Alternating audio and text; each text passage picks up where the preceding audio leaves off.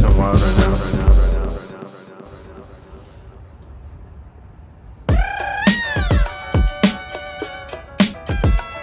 Straight spaz on the beat, lackadaisical acid heat, passing lazy flows out my mind anytime I catch it. Moving fast, I can't find the wreckage. I've been breaking this shit up in my head, breaking it down until my eyes all red. Blowing the gas and I feel like I'm dead, so I stand up for a second, move my body reckless. Got 100 times in my mind, keep it checking. I don't know what time it is, but I'm electric. Ayy, boogaloo slide on the beat for the rhythm. Shout my nigga Rattler, you know it's just a season, and we about to eat 'em, breeze 'em, break past the moon. Anybody sees 'em, I'm treason.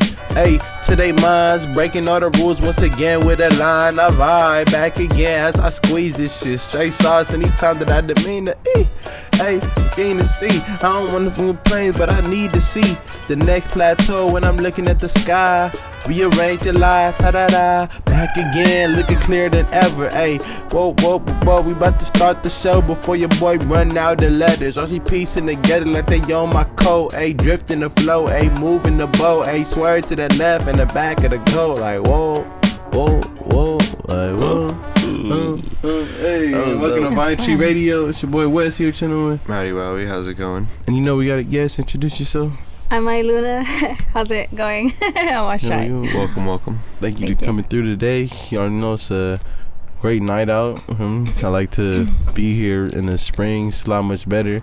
Get to wear hoodies, feel better outside. We've been here. It's been really cold before, so no more blanket pods. Yeah, we've had blankets and shit. It's been raining, so you got to be here on a good day. That's good. I know it feels good outside, like really like chill. Finally. And this is a really interesting pod today because we get to meet somebody that we haven't really got to meet in this capacity before, but we do know each other, and those are a lot of times the best ones because we get to kind of explore topics that we don't know too much about, but also come from a place of exploration with them, if you know what I'm saying. Because I feel like from what I have known of you, it was maybe like a very previous time when it was a lot going on, you know what I mean, COVID. So we met during that time. So I feel like for everybody in the world, a lot has changed from those times to now. So I feel like we get a little bit of chance of to rediscover each other and shit. So it's a cool part about this pod. So yeah, that's right. And one thing we could start with is how we met and how that's usually start with everybody. And I guess a cool part about we met was you were performing, which is ill, right? At Vibras. That was an event at a station. I think it's 1989 or something like that. It's in Hollywood. Hollywood, no? right? Close to Capitol Records. Definitely. This had to be last May, I think. No, it was July. Or July, right? Last July. And at this time, we had just started the podcast. Actually, we really were filming the podcast because it was a lot of masked up vibes. Everybody was here masked up because it was real serious times, and I remember kind of being out there on the tip of just being fucking I was in school before in Monterey, which is up north 5 hours away, so I was kind of hyped to come out here in a sense and network because I took a break from doing all that because I was networking up there because I was making in school and I had an album already was out, so I was pushing people out there and shit like that. So I feel but I'm from here, so I was away from that ability, if you will. So I came back out because of COVID, if you will, because shit closed down. So I was hyped on that in the moment, but I waited a bit till summer, you feel me? And then summer came and the homies invited me to that thing you was at, the day party. It was a reggaeton day party and shit, and I was damn, this sounds fucking fire. I'm down, I want to go to this shit. So pulled up with my friends and I went and got some food before and everything, so it was gonna be in the day. I don't think you went yet because at this time I remember you were not worried, but just serious on the at home tip, you wasn't leaving your house to go do nothing. I think so. And it was reinforced by that day. I was and that was a little bit after too. That was the fifth part because he had went a long time. He had went a long time not really doing nothing, and then it was that was the worst because he was just starting to kick it.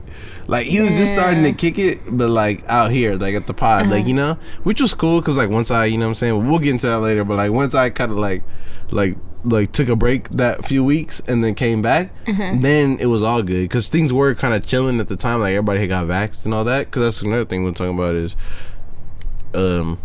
when I met you at Vibras, it was like, you know, I don't know, what time did you say you went on? Like, how was that like getting to even performing?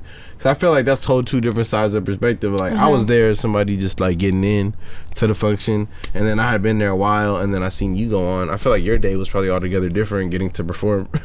At first, it was really slow. Like, we answered, nobody was there. Like, one of the DJs, I forgot his name, DJ Ronnie. There you go, DJ Ronnie. Shout out to DJ Ronnie. But DJ Ronnie brought me out to the day party, but he brought us in right away. Nobody was there. And I was there from like 2 p.m. to like 8 p.m.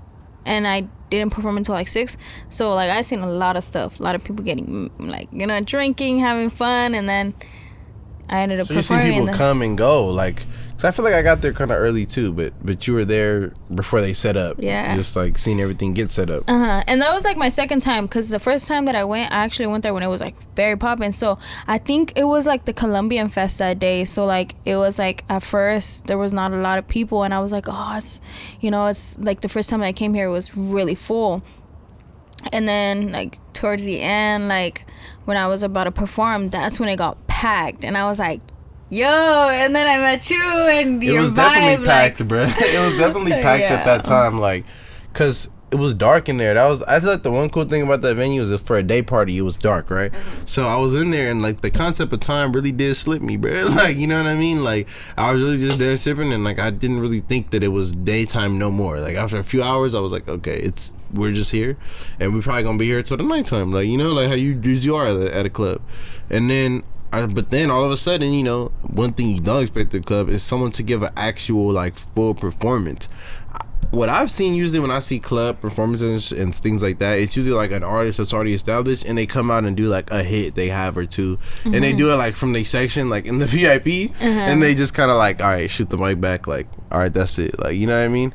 Like that's usually what I've seen in a club, because it's not their show, it's not their like concert, so they're like not there to do that. But then you was up there, and you got on, and you actually was like, oh, my name is Aylunna, like, I'm about to do this and that, and you started like performing for reals, like, and rapping, like, and I was like, I don't know, I think something about like my brain, like being turned that moment was just like, nah, like this is crazy. Like I went over there, and then I just started like bobbing my head and like really vibing, because I was like, I had to dap whoever this was to come into this setting right now and just like perform their song and get people into them performing their song. You know what I mean? I think me as an artist, that's like something maybe I struggle with, is just like I make music a lot of times like that I feel, and like that's kind of how I go on my metric of like when I really get it there. Like sometimes I could be a critical stickler where I'm like, all right, I need to, you know, spit this bar better or whatnot, but a lot of times that's my biggest mark, you know.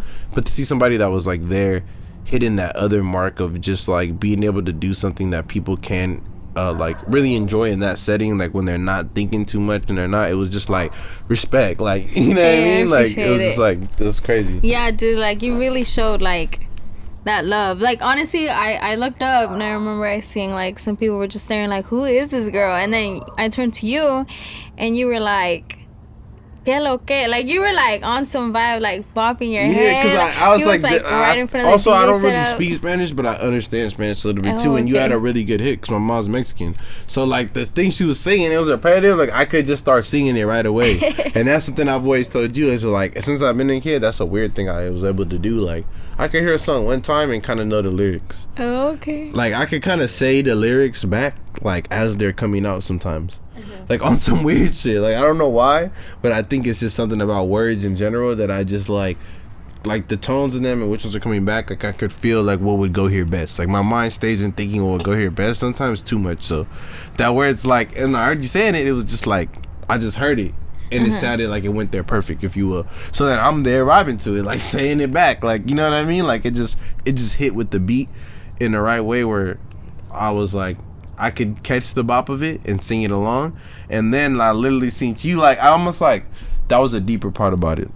I seen you feed off of that, and that was cool. As like somebody, I guess, watching it, like I seen you see that, and I didn't respect it, because you know most people are just kind of just hyped about themselves to themselves. But I didn't expect you to be like, kind of just like, yeah, like this is like, you know what I'm saying? Like this is dope as fuck. Like somebody having this experience to my music. And I felt that vibe. Like honestly, like it wasn't until you started bopping your head, like you came out of nowhere. Like I was performing, like let's say this is the mic. I was like trying to like Vibras has this like setup where the DJ setup's right here. It's a very small section. There's a VIP on the left side, on the right side, like small VIPs for I guess the DJs, and then on the setup there's like this little bar stool that if you're an artist and a DJ brings you out to perform, you gotta like really like, most of the time, like I remember the first time that I went, I told myself I want to perform here. Like to me, I don't know why, like being an IE girl, like I was like I need to perform here. Like I want to really perform here one day. And I seen other artists, like local LA artists doing it, and I was like, dude, I want to perform here. So then I would see that they were like, you couldn't really see them because of the DJ setup, and I was like, there's gotta be, like I swear, like I reminisced about it, like I was like, there's gotta be a way that I could be seen. And I remember that day, like I had like these little like black heels, and I like stepped on the little stool, like the only little stool that there was. Down, I remember. Yeah, and I remember I like kind of put my hand up and I started performing, so I couldn't really project my vocals good. And I was like, fuck, like what if I sound like, I'm sorry if I'm cussing, I was like, what if I sound like really out of breath? And then I look down and I see, like at first I seen the crowd, they were kind of like, oh, who's this girl, you know? Yeah. And then I look down at you come out of nowhere and you start bopping your head, and then I turn around and everybody's like, the people start coming, like the locals that do know me, and they started coming and taking video, and I was like, damn, he really changed. Like it really takes one person to change like the atmosphere, like, you know, like people coming 100. over. And I really felt like really happy in that moment. I swear, like it feels weird when I perform sometimes, like everything goes slow-mo and it just comes naturally, and then that performance, like seeing you like do your thing, like it's so crazy how we met, and then like how you said, like now we're here. Yeah, because that was also a natural moment, if you will, because like I didn't know you either to do that, or like, you know what I mean? It was just like music that I heard while I was out in a place, and it made me kind of just be like, all right, like I'm into this. But also I feel like the cool thing about it was the visual that it gave off too, like what you just described, that translated for me, and that also helped me like kind of get into it, if you will, because it was like her and it was like a bunch of like dudes, but she was like in the middle of them, kind of standing on something, like she was the one going, you know what I mean?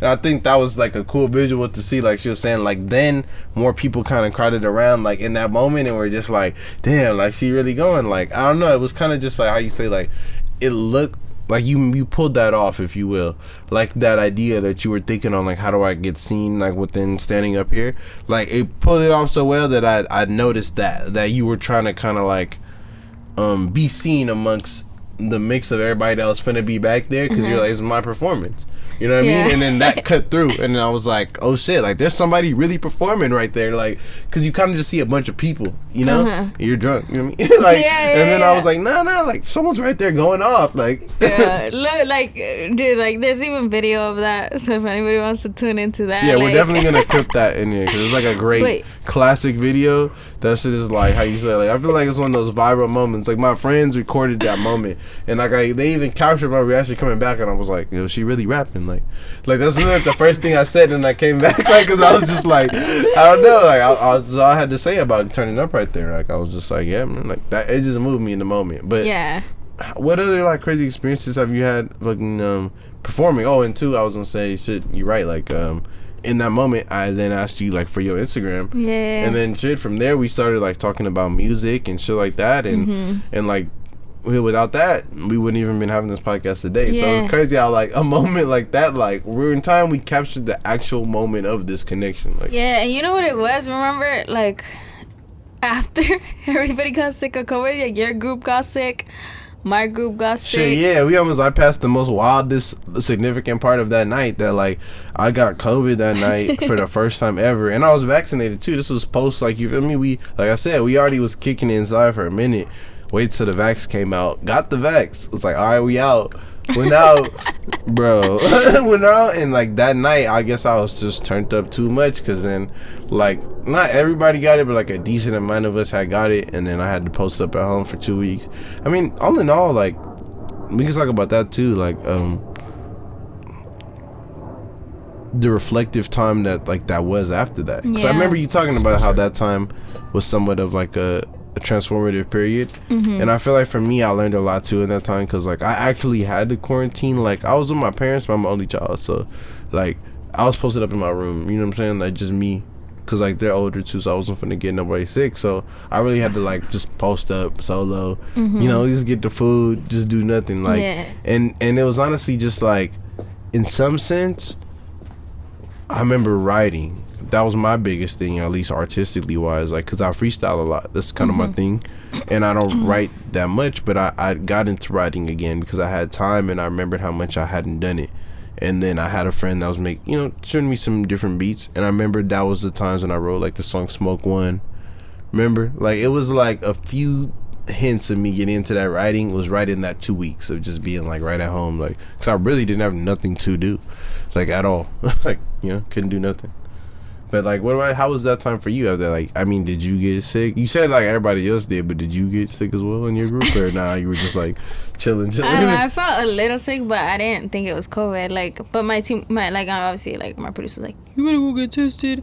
But I mean, I'm not the type of person to go out a lot, so I was like, oh, I'm not even going out. Just quarantined. Yeah, so I quarantined in my room, and I mean, and it was a time that like, I have obviously, like, I think like 2 weeks or a week went by, and then I ended up flying out to Texas for like the release of the album. My first album drop, it was like Cangreja. Damn, that's crazy. Like, talk about that. Like, can you talk about how was that happening at that? How was like that time, like coming out with the album and all this going on all at the same time? Like, that sounds like a lot to happen all at one time. Like, because I remember that too. Like, I remember right after meeting you, that was like like on the forefront. Like, you were like gonna drop that album, and that was one of our conversations. Like, I remember the last song on it was like Aquario, and it was like Aquarius. Yeah, and then Aquario, actually. Aquario, right? Yeah, and then I was like, in my head, I'm like, is this about Aquarius? I'm like Aquarius. Like, I remember just reading that and being like, Yeah, okay, so first I'll talk about the album, then I'll talk about the Aquarius part, but like... But how was that time, like, in general, like, for that album? Like, it was definitely, like... I'm a summer baby, so I wanted the album to drop genuinely in June, like, on my birthday month, because I'm born on the 29th of June, so I'm a Cancer, so that's what the album was about. Like, at that time, I was living. Like, it was summer. Like, it was a good summer. Like, I'm not gonna complain. Like, even though my team got COVID and everything, like, I had a fun time at Vibras. I definitely, I just, like, vibed out. That was, like, I feel like it was one of those performances that I look back, and it was one of my best performances. And I feel it because your vibe, like, honestly, like, I still go back to that, and I'm like, dude, like, I was like very, like, kind of like subconscious a little bit, because I'm like, okay, I'm in this Hollywood club I've never been to. I know that really good DJs come and DJ here. I wanted to do this. I'm here now. And then around that time, it was just a lot of mixed emotions that I'm not really good at processing. So I was just like excited for the moment, and then that whole COVID thing happened, and it kind of ruined the plans on the release party.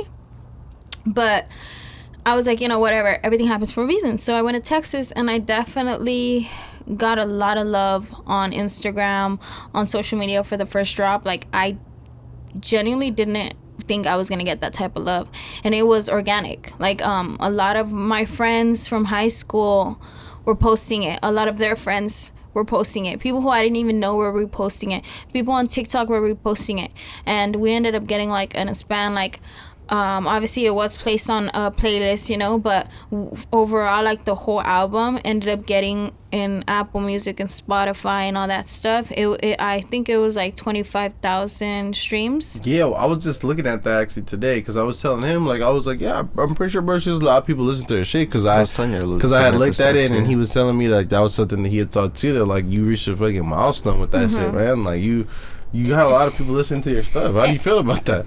Honestly, I feel like it feels weird. Like, I don't know, like, it's hard to believe at the same time, because I used to record in the pantry. Like, I used to I moved from the IE when I was like 18 turning 19 to the OC, and obviously aspiring to go to college and be closer to LA for music. And then I ended up dropping out of college, and I was like, no, I gotta go full hard on music. But I didn't do that until I came back to the IE. To the IE. So in the OC, I was just recording. I had just bought like a MacBook Pro, and I was working like a lot of hours to get that, and like I would record in the pantry. So like I would get like 5 likes on my Instagram and stuff like that. Then I met my producer Z, and from there, one day when I moved back from like to the IE, I just told him, yo, I want to work on an album. And he was like, yeah, let's do it. And we started going, like, I was working like a really hard job, like a delivery driver job, where it was like kind of like I was getting paid like per package. So it was like from 4 a.m. to like 10, because I wouldn't finish my packaging. Like you had to go home until you finished. So but the amount of work that I put in before that summer was for the album. And I remember I used to cry like, for the album. And for some reason I had this sense, like, I was like, oh, I'm gonna blow up right away, right when I dropped the album. So it was doing numbers. So I felt very grateful in that moment, because I was like, damn, like, a lot of people like, you put in a lot of work for it, and you're like, I know this is gonna pay off right now. Like, I feel it. Yeah. And you know what's weird? Like, I have a lot of listeners from LA, but the most like the fan base, I wouldn't say fan base yet, but like, obviously it is a fan base, is from Argentina. That's sick. Like on You gotta shout out to that. Aren't you Argentinian, man? Yeah, half Argentinian, half Mexican. Hey, that's hard, dude. Shout out to Argentina. And you've been there too, right? I have. Yeah. Oh. Yeah. That's sick though. That's actually really curious, because I saw on that stat page that it's like 30 plus countries that was streamed in. And that's one of our biggest things we're into too, is like, we're lower on the number side, but like that's low-key the number we look at every time and be like, that's one that excites us the most. Like the most. Like it always grows, and we're just like, damn, like we went from like, I think like 10 in the beginning or some shit to like 18 or some shit now, right? I don't know. I remember now, but now it's like 19, and like that shit was just like, I don't know, like that's the one I look at the most. Like, believe it or not, people from other countries like do listen. Like a lot of people are like, oh, like, no, it's cause this, it's cause that. No, people listen. Like, I never thought that would hit like that, and to be honest, like, I'm a type of artist that I never congratulate myself. Like, I might like try, like I'll be like, oh, I'm thankful, like, dude, we've reached this much, but deep down inside it's like kind of like that itch that I could never get, if that makes sense. And it's bad, because people are like, you should be grateful for the things that you have now. But like, I seen this speech on like Drake, where he was getting, I forgot, but he was with his son. I don't know if you guys seen like that little video where he said there was points where in my life where I never really felt or gave myself a pat in the back. And that's exactly how I feel, and I feel like my producer feels that same way. I'm just like, oh, I just dropped this, I want to drop another thing, or I just did this, and I'm like always like blabbering to him about, I have this idea, or I want to make a dembow, or I want to do this, and he's just kind of like, shut up and do one thing at a time, you know. Like, and I feel that on the country part, because when I was seeing like Argentina, I was like, okay, now I want to do Dubai, okay, now I want to do this. And it's a win, and it's an L too, because it really messes with your mental health, like mental health. Because I was gonna say, I get that on the tip of like, sometimes I find myself on both ends, but definitely sometimes on that other end of like kind of being like wanting things to go one thing at a time. But I get it also, the idea of like, as artists, it's because as artists sometimes we live so much in that like position of like what's next. Like while you're doing something, you're always working on the thing that's gonna be next year. So it's like sometimes you really need that, like, you know, like that sense of like, all right, like order operations in this thing, like because you get trained to just be like, nah, like there's like everything's, you know what I mean, just like everything's forward, like everything's the next one, and then when you get to that one, it's like then the thing that's the next year, and then sometimes you don't know when you're gonna do what, because it's just like all these ideas, like sometimes it's like, damn, you did this was the result of this, like soak that in. And don't get me wrong, like I'm not gonna say like I'm 100% always putting work. Like there's days when, you know, like as an artist you get those funks, like how I was telling you about like the whole Karol G situation, like, and kind of after that time in general, like that was the same time the album dropped though, you'd say, like, right after. Yeah, so like right after the album dropped, like it really made big numbers, and I had like the idea of like, okay, I'm not gonna drop anything until I do a video for every song, because every song had like kind of something to do with obviously like what I was going through in that moment. So I wanted to, like, I was like, no, I'm not dropping anything, blah blah blah. So it literally took me like 3 or 4 months to drop another song, which is actually like more, because I haven't dropped anything since the album. I barely dropped a single called EPNO.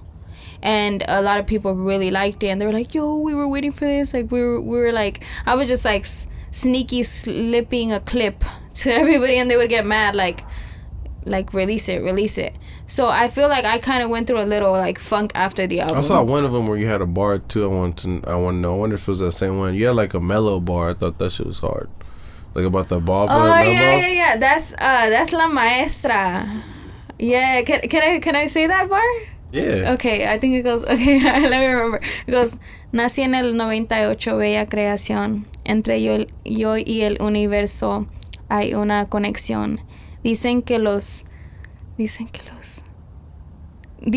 dioses estaban en mi favor. Todo a la altura como Melo en el court. Yeah, that's how it is. And I say that part. I always love when people actually pay attention to the lyrics, because I'm a big lyrics person. Like I'm like, yo, listen to the lyrics. Yo, listen to his lyrics, like all the time. And I'm a lyrics person, bro. So I'm like a fucking, like, I'll hear that the first thing on the song. I get upset when people are like, oh yeah, I like the vibe. But I'm like, no, did you hear the lyrics? Like, did you hear what you're saying? Like, but yeah, like I wrote that song because when I was a freshman in high school, I had just discovered the Bob Brothers. Like I would watch their videos on when they would do these videos in their backyard before obviously like. Isn't it crazy how that shit panned out now though? Yeah. Like people low key tried to doubt them, bruh.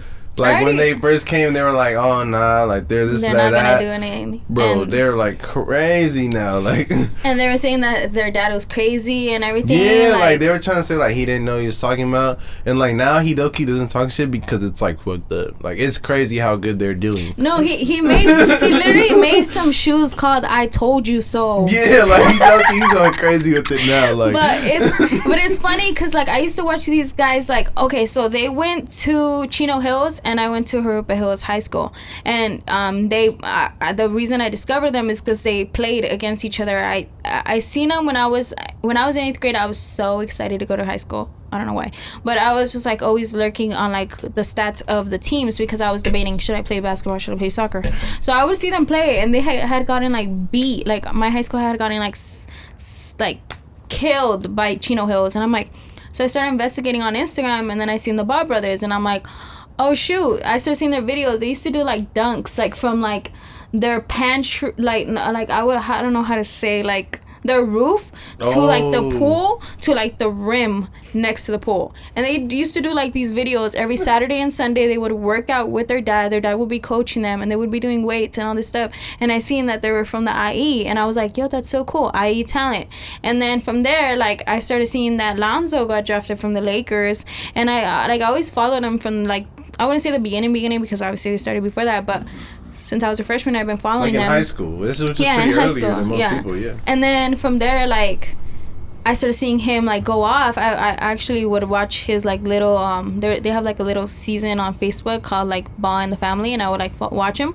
And then Melo was my favorite. Like, because he was the youngest, and he was, like, just funny. And I was just he's the best, though. That's the part. Like, he's, like the other guy was, like, you know, like, he kind of had him a little bit. Like, with the other guy, they were like, oh, maybe, you know, it just didn't pan out. But nah, like you ever seen like the story Goku, like Teen Goku? It's like that in my book. Like Teen Goku, if you ever played the games, was way stronger than Goku, and they made it like that because it was supposed to be. Cause he already had him, like he had the lessons from him. So then like his combos and stuff was way harder than anybody else's in the game. And sometimes like you wouldn't get it at first. You come in, you're like, why is Teen Goku the best player in this game? But it's because he has all the sauce of everybody else. Yeah, that's pretty much it. Literally, like, I'm not saying like, I mean, Lonzo's good, Jello's good. Obviously, like, I mean, I know, like, I follow them, dude. I follow when Jello got caught up and got kicked out of college, and you know, I follow like Mello. Like, I'm a big fan. Like, I won't say it, like, I'm gonna be like, you know, but like that bar messes it to you. You're like, that's me, like on this. Como, like, because it says todo. Dicen que los dioses estaban en mi favor. Okay, so practically I'm just saying like, so I was born in 98, and then I'm saying like the universe was always in my favor, because I feel like genuinely like everything, I could be having a bad day and I could say like, I'm having such a day, I hate it. And then the whole day I'm having a bad day. And then when I'm like, oh, I'm having such a good day, I want to manifest. I'm gonna have that one. I'm gonna have this. I'm gonna have this. Like, and I end up getting it later on. And that's when I wrote that lyrics. Like, I was like, they say that the universe was always in my favor. And then it says, it also says that the gods, it says, dicen que los dioses estaban en mi favor. Oh, no. It said the universe is always... that the universe and I have a connection. And then it says that the gods were always in my favor. Like, saying like, I kind of wanted to do like a little Egyptian stuff, because like Luna in like the Egyptian goddess is Isis, I think. So I kind of wanted to connect that. I'm interested in that, low-key, because earlier today there was a funny mishap me and my homie had, where I have another friend called, his name, he's gone through many different names, right? But one of the names he landed on was Luna Sky. And now his name, I'm pretty sure he's going by, is, because his name is Jericho. I think he won't mind if I say this. He's going to be back here soon from the Philippines. He used to live here, and he's moving back here. But now his name is Rico Sixth. But one of his names was Luna.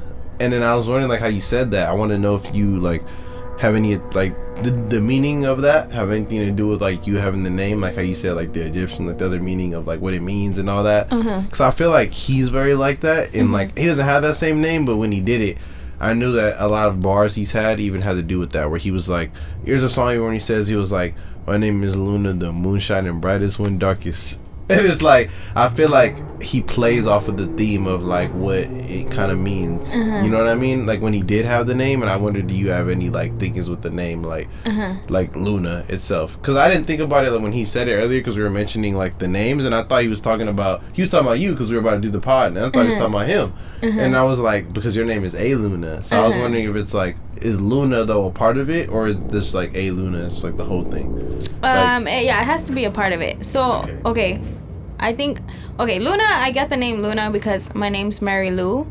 So obviously in Spanish it's Marilu. When I was in Mexico, I think I was like 16 years old, and one of my aunts, my mom passed away when I was 2.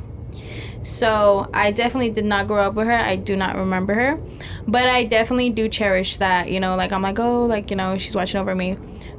Point is, one of my aunts, they always talk about her. Her sisters are always talking about her. And then she told me, your mom, I don't know if it's true, but she did say your mom, I remember when she's like, your mom named you after the moon. She's like, she really liked the stars. She really liked all the constellations. So as a kid, I was always a troublemaker. So I was thinking one day when I was living in the OC, I was like, what do I want to name myself? I can't do Luna because I already used it. Too, right? Yeah. Oh. So it kind of like all connects. And then I was like, okay, what do I want to name myself? I can't do Luna because I tried, and somebody already has it. Somebody famous already has it. So I was like, okay, what can I do? So I was always kind of like a troublemaker growing up, and I was always like kind of like, oh, like I'm gonna do that, even though I shouldn't. Like I know I shouldn't, but I'm gonna do it. So in Spanish it's like Aylunna, like, you know, like Aylunna, yeah. And in my music I talk a lot of, so like I was like, oh, I wanna, you know, like in Biuyo, like I'm practically talking about some like really crazy stuff, and like I was like, I'm gonna call myself that. And in most of my music, like, it's really LGBTQ, you know, so I talk a lot of stuff and people love it. Like, I get a lot of like love on TikTok from the community, and they're just like, yo, I have never met somebody singing reggaeton like this. Like about this, yeah, or like in this style, like that's wild. That's kind of like, the name is kind of like majestic, kind of like I like get it. bad girl, like, majestic, like you're bad, but you're kind like of like cancer. It's a double entendre, yeah. like Aylunna, but then playing off of what it means, like Luna, like themes within that, and themes of, you know, just the night being bad, like also, but then also just like the eye, like with it. I get it. And that's how I got the ISIS situation. And then I just said everything high. Ese es todo a la altura como Melo en el court. Like everything high, like Melo on the court. Because he's always like dunking on people. And like, I just wanted to throw a little like references to one of my favorite players right now. Nice.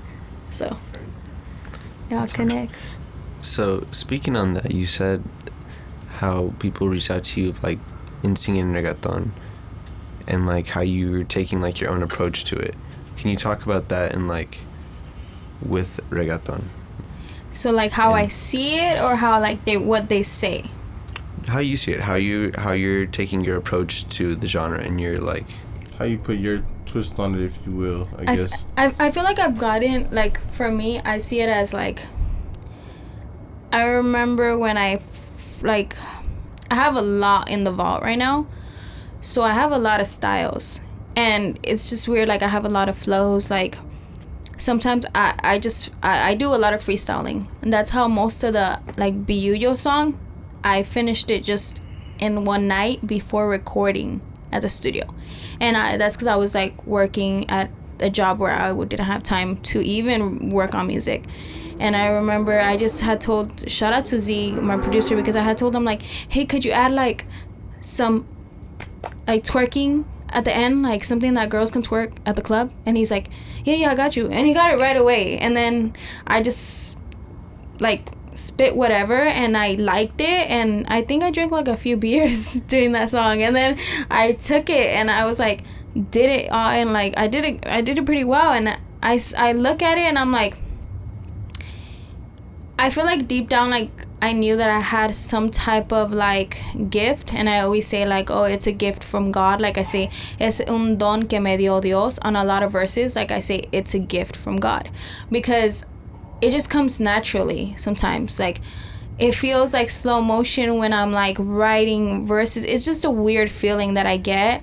And I always tell, like my friends, or like my coworkers, or like I talk about music all the time, and they're just like, this girl's crazy, like, you know. But deep down, I feel very grateful for the community and how they like really reach out, because I feel like I get more love on TikTok than Instagram. Definitely, I get more discovered on TikTok than Instagram. That's one of the main things I've been hearing from a lot of artists echo, and like us being not on TikTok, it's like, damn, like it makes you intrigued to want to get on there, because I've heard a lot, like that's just the sentiment I've heard.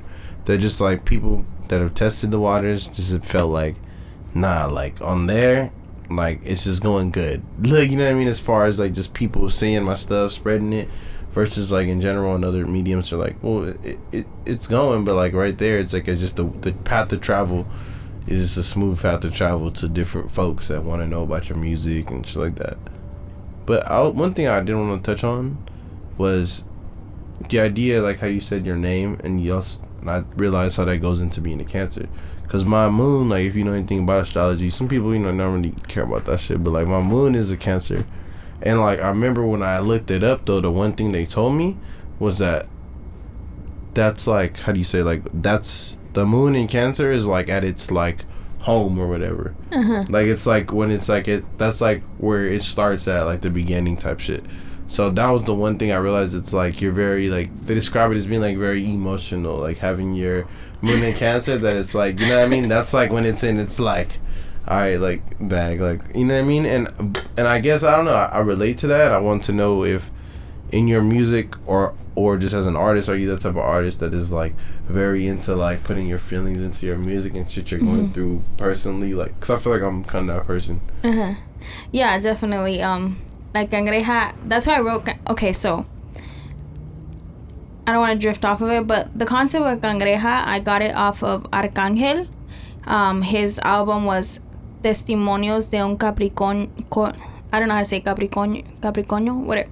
But he's practically a Capricorn. And he's trying to say, like, he wrote about, like, who he is. And when I heard it, I was like, yo, I heard it, like, years ago. And I'm like, this guy's fire. And then I was like, think about it. What can I do? Cangreja. Normally, it's cangrejo. Like, there's no cangreja. Like, it doesn't exist. But I was like, I'm just going to do that. So I wanted to write about being a Cancer. I am so sensitive. I am a big overthinker. Like, it's just to the point where it's like I'm a terrible overthinker, and I'll end up writing a whole song about you if you don't reply in 2 hours, like, type of thing. So, nah, like, I know what you mean, bro. Like, there'll literally be some times where I'm like overthinking the fuck out of some shit that's just really like, I'm just overthinking in a way that's like, well, in reality, like I mind you, like, you know what I'm saying, like, commenting on some shit. Like, I'll comment on some shit and be like, why did I, like, you know what I mean? Like, I'll put way more thought into that than I should have. Like, it was some regular comments. Like, I didn't comment anything crazy. But just my head of doing it, I'm just like, nah, they looking at me like this now. This is what it is now. Like, I'm like, I shouldn't have done it. Like, this is what it is now. And you know what's funny? That, like, I have so much different concepts on, like, because, like, I remember an Aquarius actually told me that my rising is a Virgo. So she said that. I forgot what she said what that means. I don't know what that means, but I'm not the one to tell you what that means. I feel like I don't enjoy Virgos, but I've heard the opposite perspective on it. I think she said you can see straight into, like, fake shit. Okay. Something like that. Like, you can see straight into it. That's good, though, in a sense. You know what I'm saying? So, and I would say that does resonate with what I've heard about Virgos. I would say, though, my only thing about people that can see into straight shit is that they don't seem like a lot of fun. That's just the hill I've always died on. I'm gonna tell you that. Like, I am, as a Cancer, I'm gonna tell you this, I'm a crybaby. I will cry for anything. Right? Yeah, that's more fun. Like, anything. I enjoy that. I am super sensitive. I cannot, like, I can take a joke. Like, I'll roast back. But I am passionate. I would say I'm a very overthinker. And if I'm not good, I'd rather not be on social media, because then I'll blabber some, like, lyrical shit, and people will be like sending me DMs like, Luna, delete this. What does this mean? I definitely do that. And I'll tweet something and then I'll delete it right away. Nobody tell me like, delete it though. I just be deleter. One thing people, if like this is my homie who doesn't go on social media, so this is why we work together. He doesn't know all how I am on social media. Good job. Really, social like media is toxic. But I'm a chronic deleter, bro. Like, I will leave something up for like 15 minutes sometimes, like 10 minutes, like 5 minutes. Like, I can that much overthink what I'm doing, or maybe not overthink, but second guess, if you will. Like, I could do some shit and just really be like, look at him, like, why did I do that? Like, just delete it right away. But it was just so much in the moment, if you will. I was feeling whatever I was feeling about it. And it may not even be like I was saying something about somebody. It would just be like, I don't feel like that anymore. Like, I don't know. Like, I just don't feel like that no more. I was this person 2 minutes ago, and now I'm a different person. Have you heard of Mariah the Scientist? Yeah, we saw her recently, too. I hate you guys, dude. Like, I am a big fan. Like, I swear, I just listened to the intermission. I just listened to her new album, right? Yeah, her new EP. I need to check it out. Dude, I swear. Okay, Bubbles. I like the name of it. It was like Bubbles Laboratory, right? Yeah. That's the name of her album. Dude, I'm so, like, in love with her. But point is, she's the one that actually made me feel a little bit, which is kind of a bad thing. She kind of made me feel kind of graceful about tweeting and deleting, because I seen, like, this interview. I watch a lot of interviews every day. I watch either Karol G, I watch either Wisin y Yandel, I watch Molusco, I watch Chinde. I'm always trying to keep up to date about the industry and how it moves and everything. So I watch her too, because obviously I'm a big fan. And she said something about she tweets and deletes, and I didn't believe it. And so I followed her and I turned on her notifications, because I wanted, like, to try to get her attention. See something going on. Dude, she'll tweet, like, some random stuff like, I hate this motherfucker. Tweeted like 2 minutes ago. 5 minutes later, deleted. I know y'all were playing. Tweeted, deleted. And ever since then, I got in the habit where I'm like, I don't care. Because sometimes it's about getting it off. And honestly, it's about getting it off. And once you got it off, you're just like, wait, that didn't matter. Like, It just didn't matter. And like sometimes that. it's just a game because like the people who are nosy about it, like they're like, what did you mean? And you're just like, Nah, sometimes you're BSing. It is a game sometimes, because sometimes people will try to catch it. Like, they know I do that now, so then they're gonna try to watch everything you do real quick. Like, and I'm like, nah, like, you're not gonna just see some dumb shit I delete. And if you did, I don't care. Like, I'm not gonna remember you saw it. Have you seen that tweet that says like, you don't know about my life? I could be like, I hate this shit, and somebody thinks I'm breaking up, but I'm really meaning about like McDonald's line and stuff like and like that. Like Too, some people play around like that. Like it's just fun. Like I honestly took a break from social media like about 2 weeks ago, and I took a whole week off, and it worked out for me. Like I felt good. I don't post as much, but when I do, I feel like when I start posting a lot, I'm like delete because I'm like no. Yeah. I'm trying to get off of social media, especially Instagram. It's very toxic. I feel like Instagram is very toxic. TikTok, I didn't get off of it. Twitter, I for sure a while ago straight up deleted. I wish like, I deleted Twitter. I straight up been deleted it. I delete it and go back on sometimes, like just to tweet a little rant, and then I delete it. I got mad rants up. That's the fun part about Twitter is that like if everyone ever wants to just like cancel me, bro. Like, I don't think I ever really went like a thorough delete of like the rants on Twitter. Like maybe a few times I did, but like I kind of really just used Twitter as like I didn't care about it. Like as far as like how I looked, you know what I mean? I feel like nobody really interacts with me a lot anymore because they probably muted me. No. That's what I think happened to me. I think that's what drove me away from it. Like I think I went too hard on Twitter. Like I literally just was like, this is my diary. Like, and then it got to the point where I think maybe they were just like, this is not Twitter no more. but you know what? It's actually funny. Like a lot of people think they're muted, but they're really not. Like I've seen a lot of people saying, "Girl, whatever happened to this?" And I'm like, oh, you were actually paying attention? And they're like, yes. And I'm like, well, you didn't favor it. And they're like, oh. And it's just like a cricket, like, that's in funny. The background. We were just talking about that with music. But one thing you brought up, I want to talk about was, you said, like, you watch interviews and you study the game, like, everything to keep up with the industry. And I want to know what is your take on that in relation to this conversation, because I feel like that's something I do as well.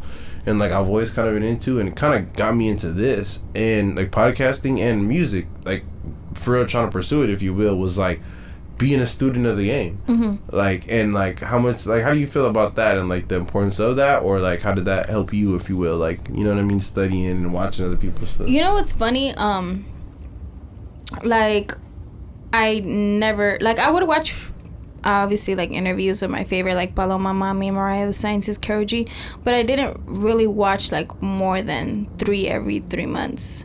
And then I recently, like just a few, like 3 months ago, I've been dealing a lot with anxiety at work, and since it's a small, like where I work, it's a small area, so I'm just at work and I'm an overthinker, so I'm like constantly running my mind like crazy, like just going through my head, like, what am I gonna do with this? How am I gonna drop this? How am I gonna do that? How am I gonna do that? So I found a way to kind of channel that anxiety by watching something and working at the same time. And I started watching podcasts, and that's how I started getting into it. Molusco TV I watch. I really enjoy those podcasts. He's Puerto Riqueño, and he's always interviewing like all the main artists, all the mainstream artists. Chente is really like dope too. I watch like the DJ Nelson. He's like one of the big producers in like reggaeton. Yeah, I feel like I've only seen I was telling him I seen the interview of I think it was Anuel on the Drink Champs, and that shit was crazy to me. Like it was just like I feel like I didn't get to explain to you like the parts about it that I really liked, but the parts about it that I really liked was that I felt like his conversation with Nori was like he was telling him about his stuff, but it was like he was almost like, nah, like in my world, like I've already, like I know who the legends are, but he's like I've already passed it. Like there's so much more other stuff that like he's ranks, and you feel me, like marks that he's already hit. And that was like pretty eye-opening to me to see that there was like his world and the levels he reached in it were that vast. Like it was just almost seemed bigger to me than like the US. You know what I mean? But like he just made it almost seem bigger than the US, which it is, like that international market. Like, you know what I mean? And it just opened my eyes to that shit, being like, damn, this shit is huge. Because Nori relates to them on that because he's had like a glimpse of that run. But like it was really just me seeing someone whose run is really that, and is now just getting into our like US shit, and it's kind of just like, yeah, it's cool, but like I'm the man out here. Like, I'm like the one. That's very dope. I've never seen it. What's it called? It was it's on Drink Champs, it's a podcast, but they interviewed Amwell, and he was like, he came on it, and it was pretty cool. You know, he had like a cool. It's in Miami though. That's why I brought it up there earlier. Okay. They do it in Miami. It's a sick podcast. They bring a lot of really good people on there. I need to hear it. I definitely do. I'm looking into new ones because I feel like I'm already running low on all the Moluscos and Chente. Like, I've watched all of them, and I just like, I'm telling you, it's something that keeps my mind just focused on that. That is the best feeling, right? Like when you kind of finish the pod and you're like, I need a new source of something. Like, yeah, pretty much. And that's how I am. Like, my little 5% of ADHD is just like always like thinking of random stuff, like what I want to do, like, you know, like that's just the same way. Like, I recently went to a show, I think it was Saturday, and I was like waiting to perform, and there was like these really, really good freestyle, like they were from Latin America. The DJ, I swear, he was like doing a beat right there with his set, and they were freestyling to it, and it was like it was just like, it just sounded so different from what I was used to. And I remember I like turned to it was BR's, he's like a really big promotion guy, like he brings out a lot of people, and it was his birthday, and I turned around and I'm like, I had just gotten like a drink and I didn't eat that day, so it like hit me, and I'm like, can I perform? And then I was like, can I freestyle? And he's like, yeah, go ahead. And I got up and like I did a little freestyle. And I remember feeling like I just felt like those podcasts, like in that moment, I felt like those podcasts that I was watching, I felt like a little star, kind of like, oh shoot, like all those podcasts kind of gave me like that confidence enough to get up and do it by myself. Because before, like, I would freestyle, but I don't feel like I would have had the courage to do it in a club. I definitely relate to that. I think for me, it was a lot of the idea of building a brand and dropping music. Like, I heard a lot of people explain their process of going through that in like a specific, like you said, like a locked in period of time almost, where I was like pushing carts at Target.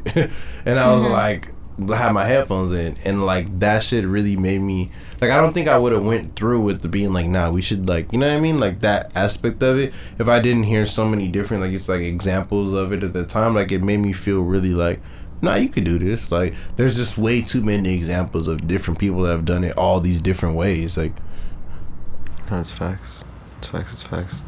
It's the love you have for it. The passion. The passion, exactly. Drive. Yeah, like, I was passionate about finding about them doing it, and I'm just like, damn, if you care, if you know this much about it, and you this passionate about all the as in and outs of it, it was almost like you should apply it to some shit you're doing. Like, but I don't know, but that.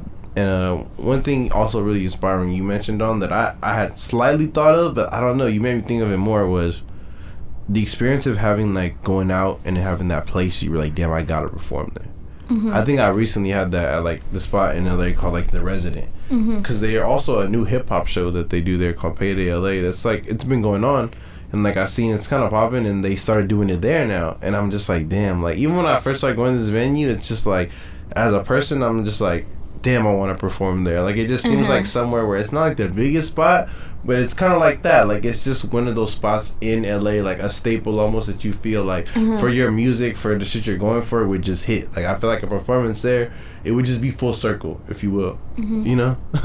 And it's good to have those like goals, you know, like like honestly, I prefer not to like say like, oh, like as an underachiever, but it's good to like have those little goals, because I feel like a lot of people like aim for the big goals, and like as an artist, what keeps you going is those little goals that you have. Like, okay, like for example, me is like, okay, I want to get these speakers, and once I get them, I'm like, yes, you know. And then you always have to have little goals, like I want to perform there, I want to perform here, I want to perform there.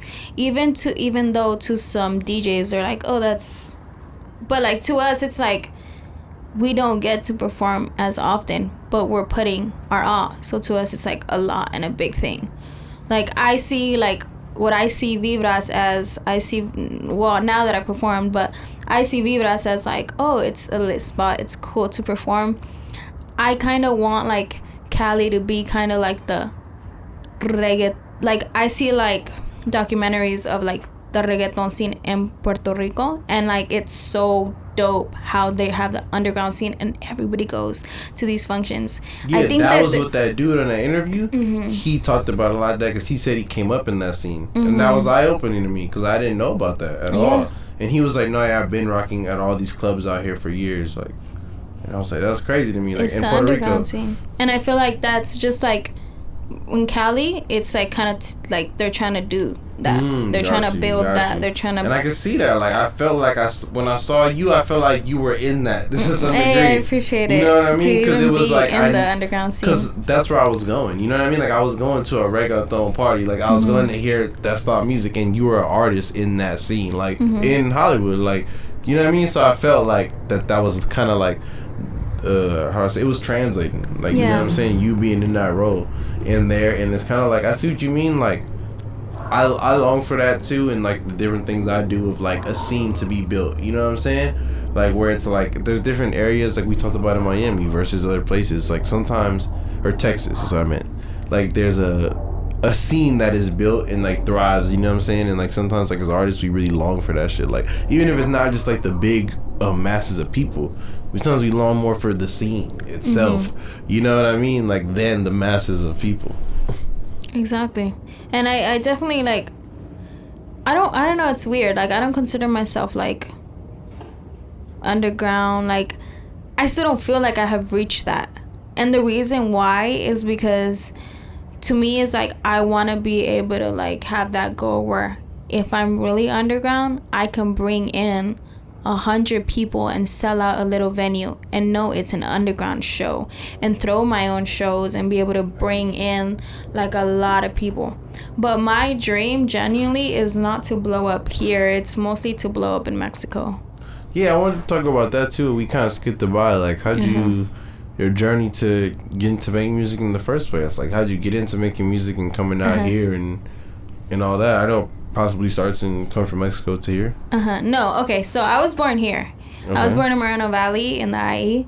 Gotcha. And but when we were kid, I feel like I was 6 years old, I went to school over there for a year, and then we stayed there for a year, and then we came back over here. We went to Aguascalientes, Mexico, and then we came back over here.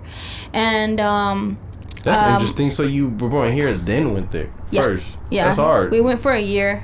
How did you like that? Like, was that like a different experience for you? I loved it. I remember crying coming back. Like, I remember like I was like really crying because it was I think like they were throwing my sister a 15 party, and they wanted to like set up over there, so they took us out of school, put us in a school in Mexico, and I didn't know any Spanish, and like I did know it, but I talked really like broken Spanish, so I was like very bullied over there, like big time. And I remember as a kid I would cry, and like schools over there is different. You have to pay for your meals, you have to pay for everything, like sharpener, everything. You have to bring everything. If you don't bring something, those kids are not gonna let you borrow anything because everything's so expensive over there. Like compared to over here, like we're making like what, $100 and something on our regular jobs, and over there they're making like what, $20 a day. So it's very like different, you know. But then I came over here, and I remember growing up to my brothers always playing cumbias, reggaeton. They would always play Daddy Yankee. I remember watching in the mornings on Saturdays and Sundays, we would watch MTV. They had like those day parties in Miami where they would have the DJ, and it was just reggaeton, and it was just a bunch of girls in bikinis and guys in like tops, and they would record those parties, like those day parties in Miami. Like I still remember that. And I remember telling myself, oh, when I grow up, I want to go. But, like, obviously they canceled that. But I remember growing up to, like, music and hearing it. I remember, like, I was very into dancing. I would try to dance, and I just sucked at dancing. I remember, like, being, like, 10 years old, trying to dance with my sisters. And we would listen to a lot of everything. Linkin Park, we would listen to a lot of banda, corridos, reggaeton, cumbias. And I feel like my love for music started there. And in middle school, that's when it started growing even more, because I used to sing like to like all my like middle school buddies in the bleachers. And I don't think I'm the best singer still. Like I feel like I'm like literally in these months I'm gonna get singing classes to better that. I mean, you know, it's better to, for me right now, it's like, what do I have to lose? Yeah, shout out to Drake. He did that. Yeah. I remember that being like a big thing in his career, like, you know what I mean, when he like first came out and everybody was like, he's singing, but like he doesn't really know how to sing, and then like he got singing lessons, and then it was just like, damn, he's singing better now, like it sounds good. Yeah, literally, like I wanna, like I remember when my family used to tell me, like my sisters used to be like, oh, you should definitely go get singing classes, and I used to take offense of it, and now I'm like, what do I have to lose? Literally, like as like, not me obviously, but like as an engineer, as a producer, like as whatever you're crafted on, like if you're taking classes and somebody tells you should take classes on it, like why take offense? Like it's probably because you should, and it's only gonna make you better at what you're doing. So I definitely do feel like I have this thing where I want to project my voice more, and I'm actually gonna take singing classes, and then I'm like drifting everywhere, but in middle school I started singing there, and then I remember 99.1 came to my middle school. It was like Truman Middle School, and my friends were like, go up there, and I went up there and everybody made fun of me.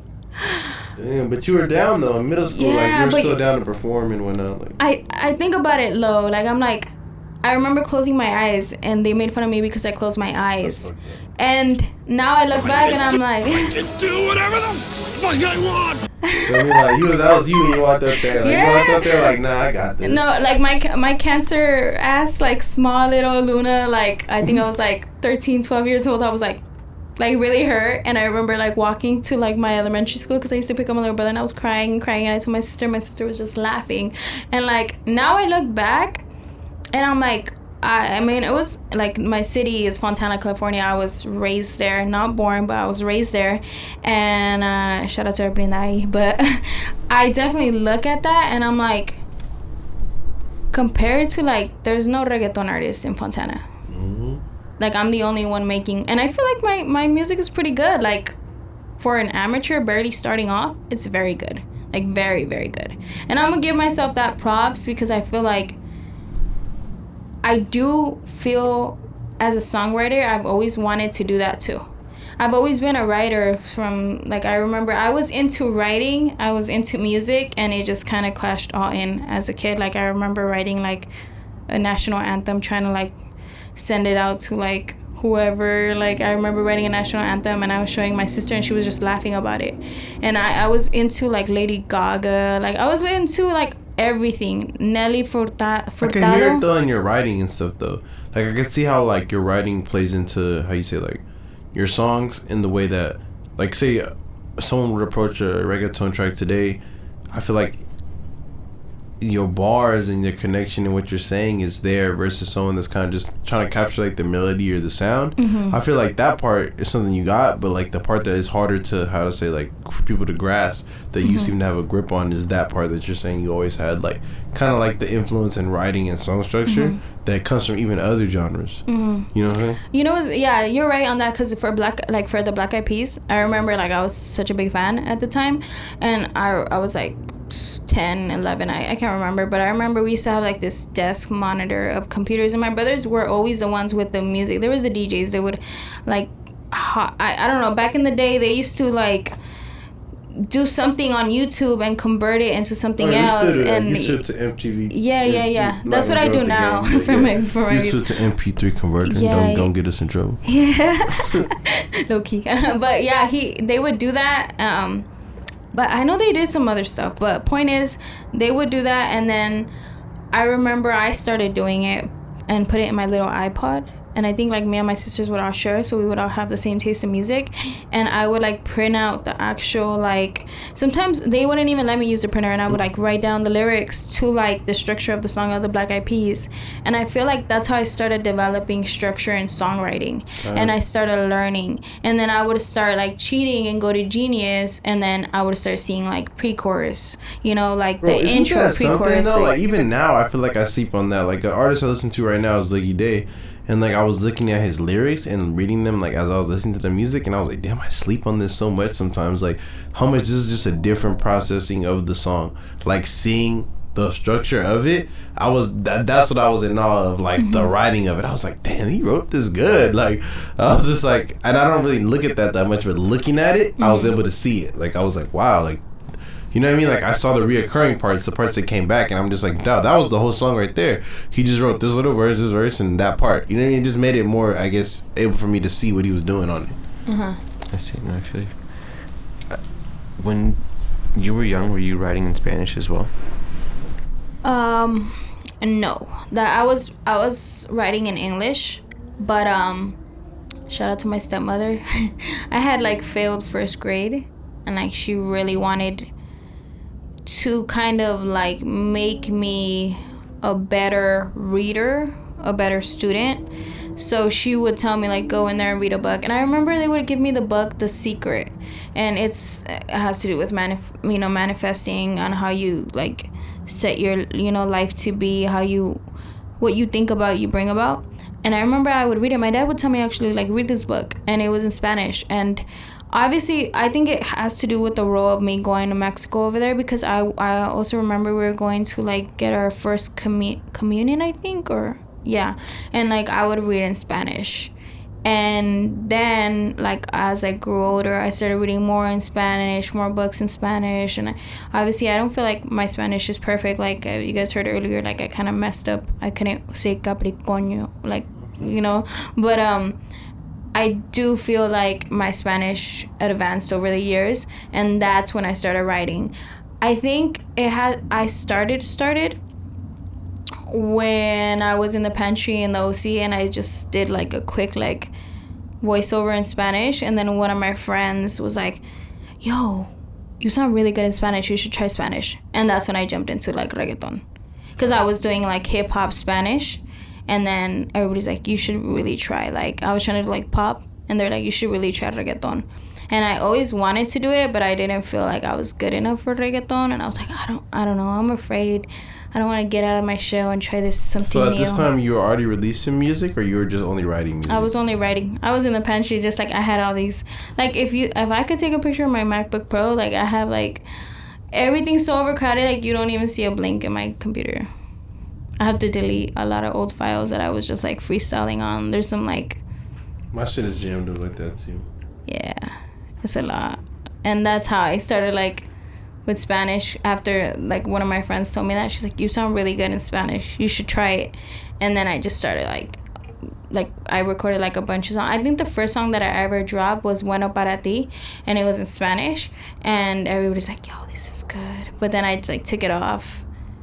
But that was like my first, like the first song. And then after I dropped Me Voy, and then 2 years later I dropped Cangreja, and Cangreja did numbers. So I feel like I'm barely like an upcomer. Like I'm still starting in time wise, because that was essentially like 2 to 3 years. Yeah. Pat, I feel you. I feel like I'm barely starting, like barely in there. But I've gotten a lot of people, like sometimes like some people tell me, hey, like this person knows you, and I'm like, really? And they're like, yeah. And I'm like, oh. And they're like, Luna, ask Luna if she wants to be in this, or ask Luna if she wants to be in that.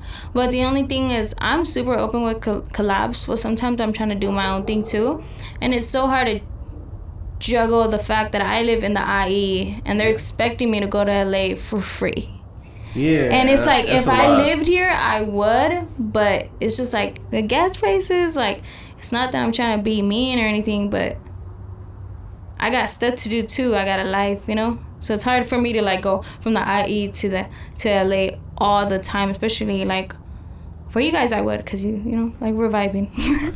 I actually didn't have like, normally like sometimes my drives to LA are like really rough, or over here, like, I've never been over here, but like on this side, but like my drives to LA are really rough. Like sometimes like traffic just stops, and I'm like, yeah, it really be like a parking lot, like for real. Sometimes like you're just stuck in there. But like I definitely agree with that, that the idea of like collabs being important, but all times difficult to facilitate at times. Sometimes like, we just want to get in our own bag. So I guess I feel like I'm interested to know, for you, like, how did you go about like meeting your producers and the people you work with closely? Because I imagine like I know I've seen you also work on your own stuff too, so I mean I wonder what that's like producing and like mixing it, just on that, like, was it always you, or was it like, when did you line up with the people you were like, this is my team, my engineers and producers and all that?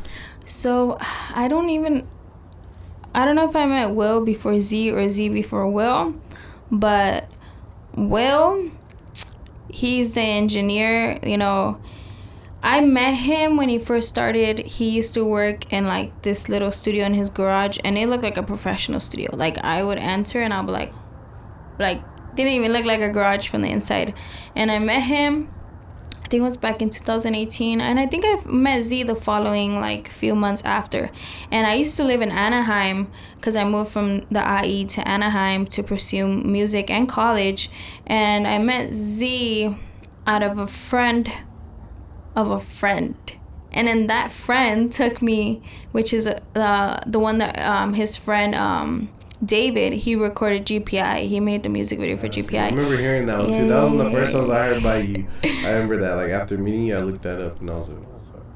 Thank you, I appreciate it.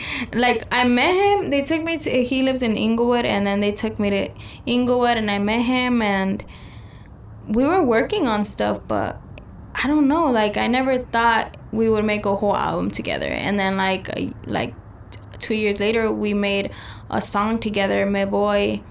And he made the beat, and then I sang over it, obviously. And then after that, that's when one day, like, I moved back to the IE. I think it was like 3 years later, or 2 years, or a year later. And I told him, hey, like, I want to make an album. And he was like, yeah, I'm down. And, like, sure thing. Like, I would make drives to Inglewood.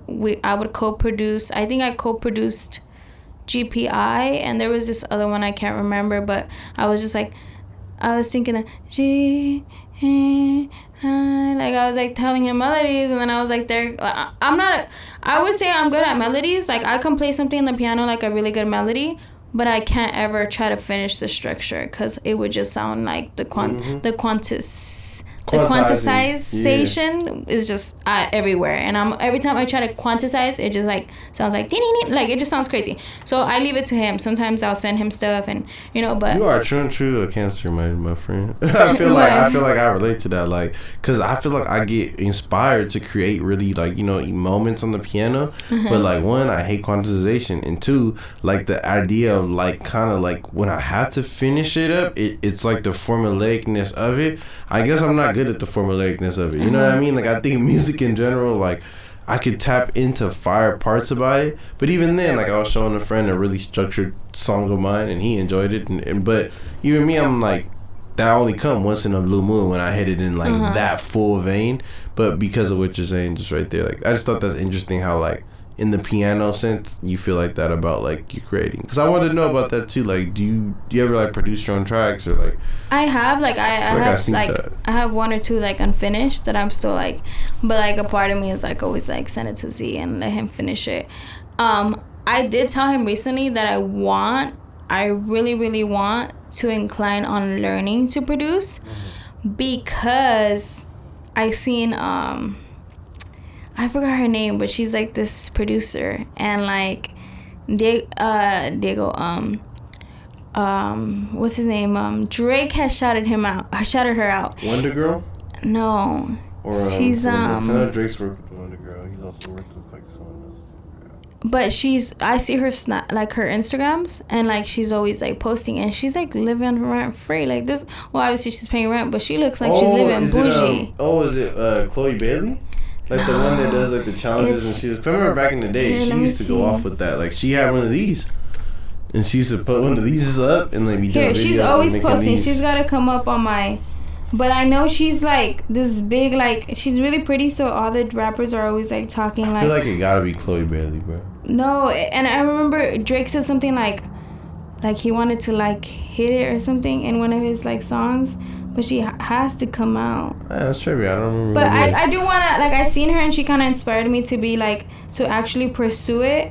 No, she's not coming out. She usually comes out, but... We'll remember this later on. Yeah, we'll remember this later. But she definitely, like, when I seen her stuff, I was like, dude, I really want to do that. Like, and I told them, like, yo, what if I start being a producer and, like, like, I just, like, start selling beats and, like, we can, like, pay for this and pay for music and pay for that and this and that. And he's like... yeah, let's do it. And then I told him, like, can you teach me? And he's like, yeah. But I just haven't got to it. I feel like I'm big time, like, trying to do so many things at once that I kind of want to practice it, like one thing, get very good at it, which right now my biggest goal is songwriting, ghostwriting for people.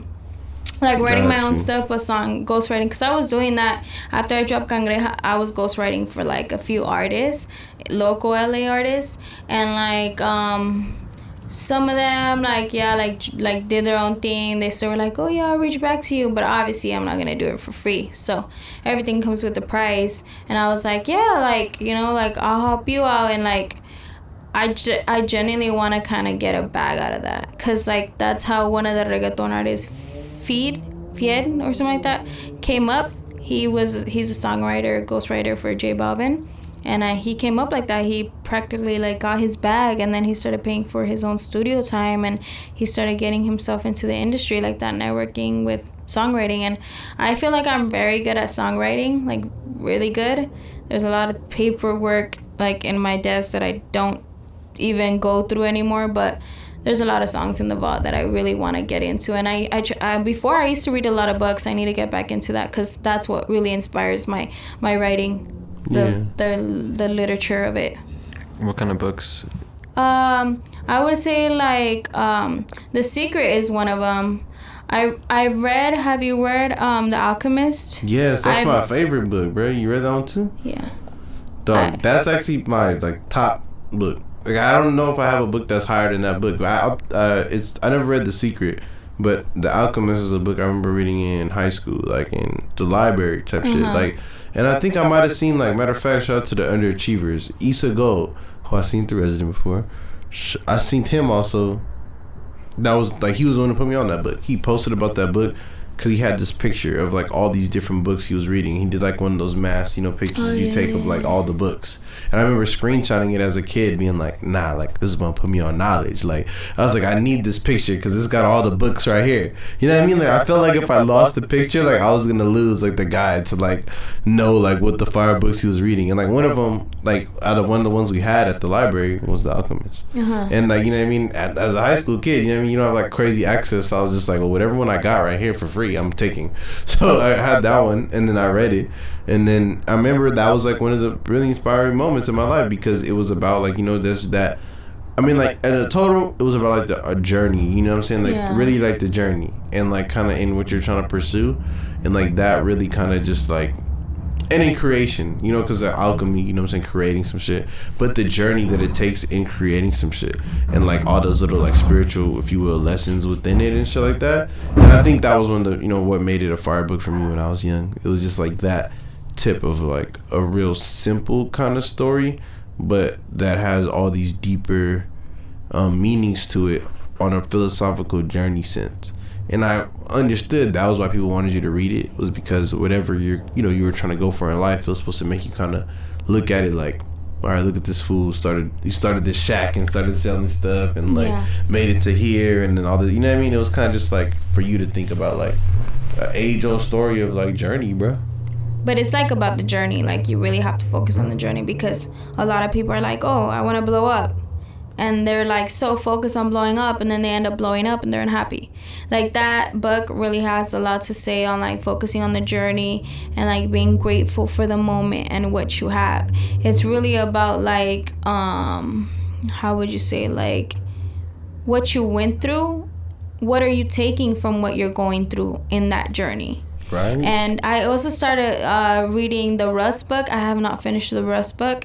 He wrote a book. I forgot what it's called. It's like something like I forgot, but I know it's like a little yellow book, and it's like it has a dope like self-motivation title to it. You know what I mean? Like, it's like a like rather you than me type of thing. Like, it's like a saying. Like, I don't know what it is, but it's like a saying. Here, let me see. I know it's like some type of thing like... Here, let me search up. Like books that have like some type of like saying to them as a title, and you're just like... It was very... Oh, it's all in your head. Yeah, it's all in your head. I knew it was something like that. Like, something where it's like, and, like, and he talks it's all in your head. Yeah. In one of the, like, what... I didn't finish it, but, like, in one of the, like, chapters, he talks about how he, like, him and his team manifested coming to Cali. And then, like, randomly, they're in Cali. And they don't have any money. And they're, like, just driving around Cali, like, broke. And they're just, like, vibing, making music. And then... They're like, they say it in Cali, like, one day I'm gonna be an MTV watch, and then like sure thing, like 4 months pass and they're in MTV. And it's like just the book like itself, like it kind of gives me like it's the secret vibes. Like he talks a lot about the law of attraction and how he's where he's at because of that like book. And it has to do a lot, like somebody can read that book. I'm telling you, I've read that book like 4 times and I still can't like I do feel like I manifest good things, but I also manifest bad things. Like I can be a very overthinker and like stuff like that. So when I read The Secret, I'm like, okay, how can I practice this to the point where I don't have any more negative thoughts and I'm like super good at this book? Because it's really about anybody can read it and be like, I didn't get it. I remember them saying that about those books back in that day, like being like, oh, you have to understand like the 4 agreements or some shit. I remember them telling me like you have to understand each part fully. And like for some reason that like deterred me when I was young, but I just remember it being like a rule within it where it was like you can't read the next part until you fully understand this part. And it was just like, and now I know some chapter shit, it was just like you might gotta reread it. Like and and The Alchemist was one I was gonna say, it was like that for me too, where when I got to the end a lot of times I missed it a few times until I realized it was about the journey. You know what I mean? Yeah. Because sometimes you get to the ending and you're like, what the fuck? Like, what's the ending? I actually want to read it again because I feel like I'm the type of person that I have to read things. Like, I feel like in my lifetime, if God gives me, you know, like a long life, like I will probably read that book like 30 times, because in this journey you're not always gonna be happy and you're always gonna be going through those moments of like depression, of like feeling like you don't want to be in the moment, you know, in this situation. And you just have to really reassure yourself. You have to give yourself that reassurance. And those type of books are the ones that really builds you and builds character, because you're not gonna read a book and remember it 20 years from now and be like, I remember word by word. I remember how this went. I remember that, you know, like you just really have to like keep that like persistence of having that mentality always, because it's so easy to have a peak at 24 and be good and feeling great and feeling amazing, and then like at 30 you're like going through midlife crisis, and like you have to really remember those like books and everything that the knowledge that you're getting from those books.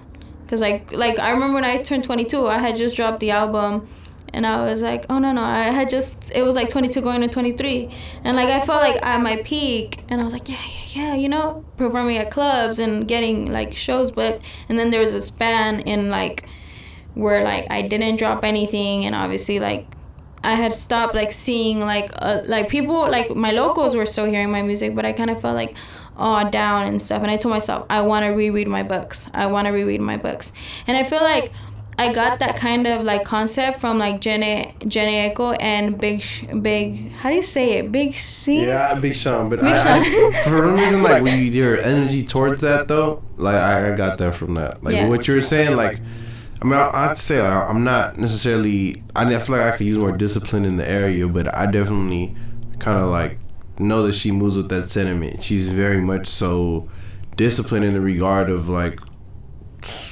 self-preservation and like peace and meditation. Like, she's like on that shit to a different degree, to a degree that I sometimes I'm like, I don't know if I could ever be on that plane with it. She's like up there with it. Like, you know what's weird? Like for some reason, like I say things how they are. Like I'm gonna say things how they are because I don't want to be, if you know God ever gives me the point where I get to be a blown up star and like help millions, I don't want to be a fake. I don't want to put this image where I'm like, mental health isn't real, I'm perfect, what I post on Instagram is I look like this, you know, like a Kardashian. I don't want to be like that. Like obviously, like I have my flaws. Like at 23, I feel like I'm going through a midlife crisis, and I write about it and I spit real stuff about it. And I just want to say, like, there's like the way I see that Jenna Echo is, she respects her peace so much. We're so used to like the traumas from our childhood and just repetitiveness, and like we as a society, kind of, we get so used to the traumas on social media, seeing things. To us, it's normal. So when we're like kind of like rude, or we kind of come off, because I'm not a perfect human, sometimes I go off. Sometimes I go off at the club, sometimes I go off to my family, sometimes I go off, like, I'm not perfect. But it takes a lot to realize that you're not perfect and to try to fix that. And I feel like Jenna has like really, like, obviously she's not a perfect human being, but she does respect her peace, and she realizes that she has, like, if you hear her music, like, she's toxic.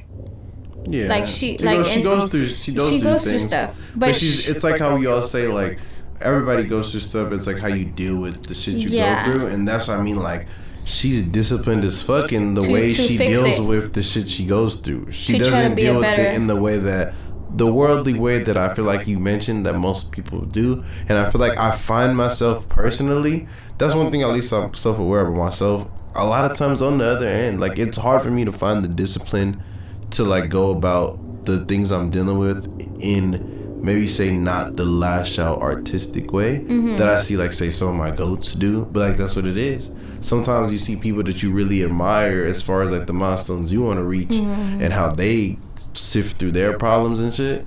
And that's why you need people like Janae and other people like that, you know what I mean, to kind of like be like, okay, this is someone else that sifts through their problems a little different way. Yeah. And I always respect her in that regard, that she's disciplined in that. That like the way she's gonna sit through her problems isn't gonna be the way that like y'all do. Yeah. And then she, like, you have to really respect your peace to realize like, okay, you really need to, like, I'm gonna be honest, like, right now I am not a peaceful person. Like, how I feel. Some people see me as a different view, like, oh, she's a peaceful person. But deep down, I feel like before, I was very good at meditating. I was very good at that. I was on my Jenna vibes, because I would see her and I'm like, damn, like, she's very good.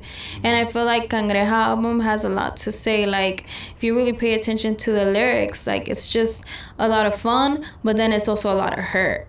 And I feel like music has been my channel outlet, but I also feel like meditating and leaning to books. And like, I told myself, if I'm not gonna finish college, which I don't know, like, I plan on doing college as well, I don't know what this journey will take me.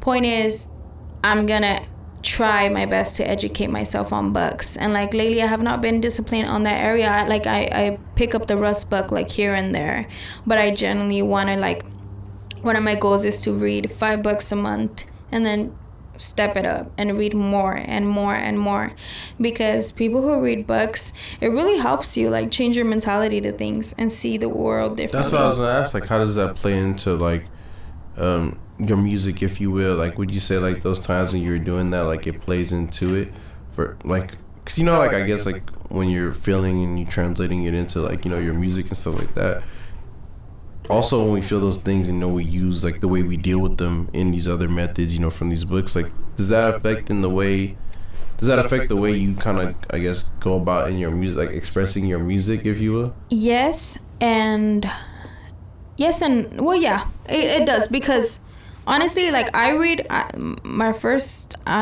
read books to, like, kind of get knowledge. Well, yes, I did, but I didn't realize how important books were until I started getting the bigger picture of it.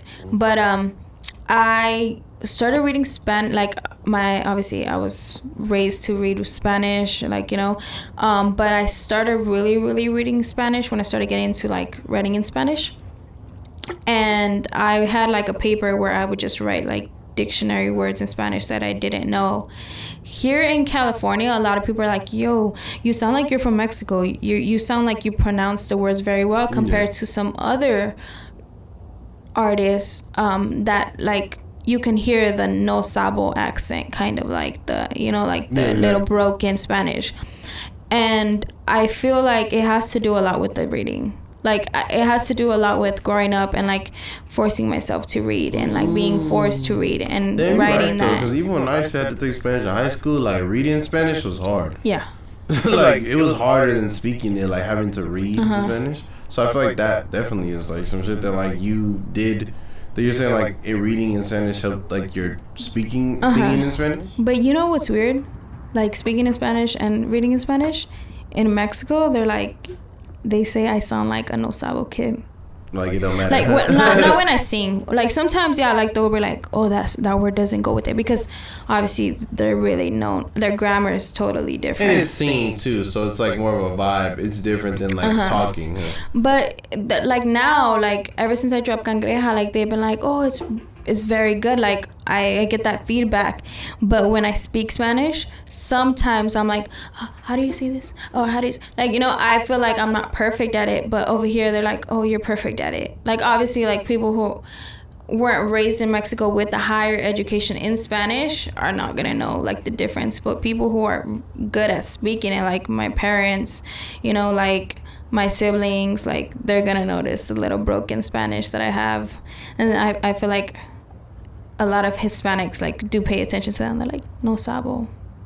But I feel like, I guess like my Spanish is like here to like compared to like my family or like actual aunts or tias that speak like very good Spanish. What about you? That's some real shit, man.